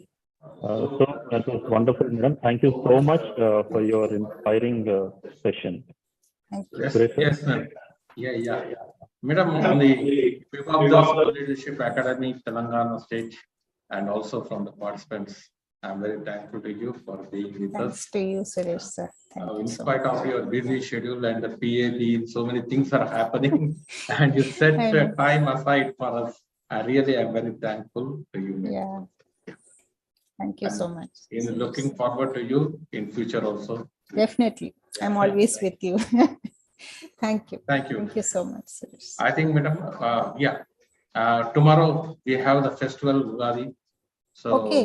Oh, happy Ugadi to all of you. Ugadi, yeah. So you're taking a break tomorrow? Yes, we are taking tomorrow. Okay. And day after tomorrow, we have the session.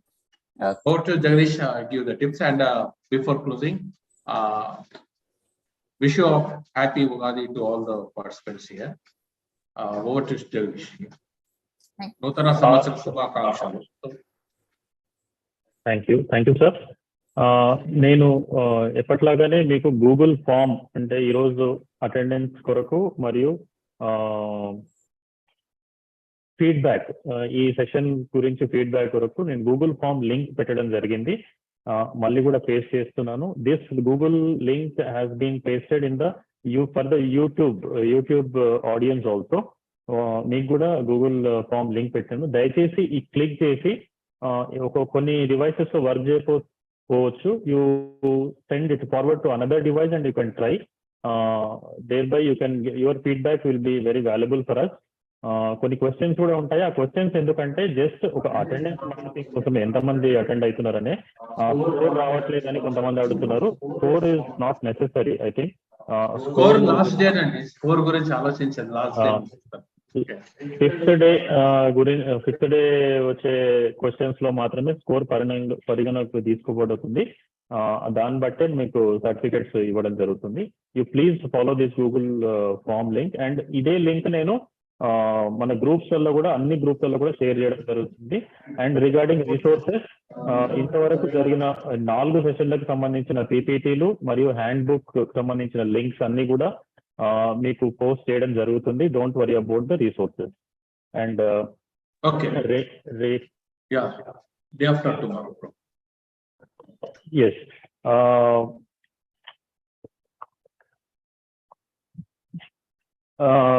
రేపు ఉగాది పర్వదినం కారణంగా రేపు సెలవు ఉంటుంది. రేపు మనకు sessions ఏమీ ఉండవు.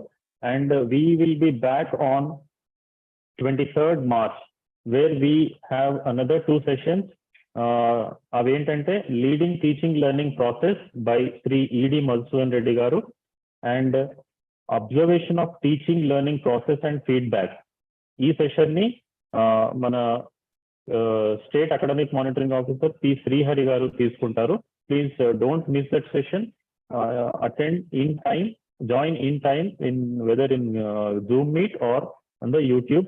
ఒకవేళ ఇది ఏ కారణం చేత అయినా నెట్వర్క్ ఇష్యూస్ తోన జూమ్ అటెండ్ చేయలేకపోతే you can always visit YouTube, where the recording session will be there. So thank you so much for joining, and thank you so much for your support, and all the resources will be posted to you. Ugadi శుభాకాంక్షలతో ఈ రోజు session మనం ముగిద్దాం. Thank you so much.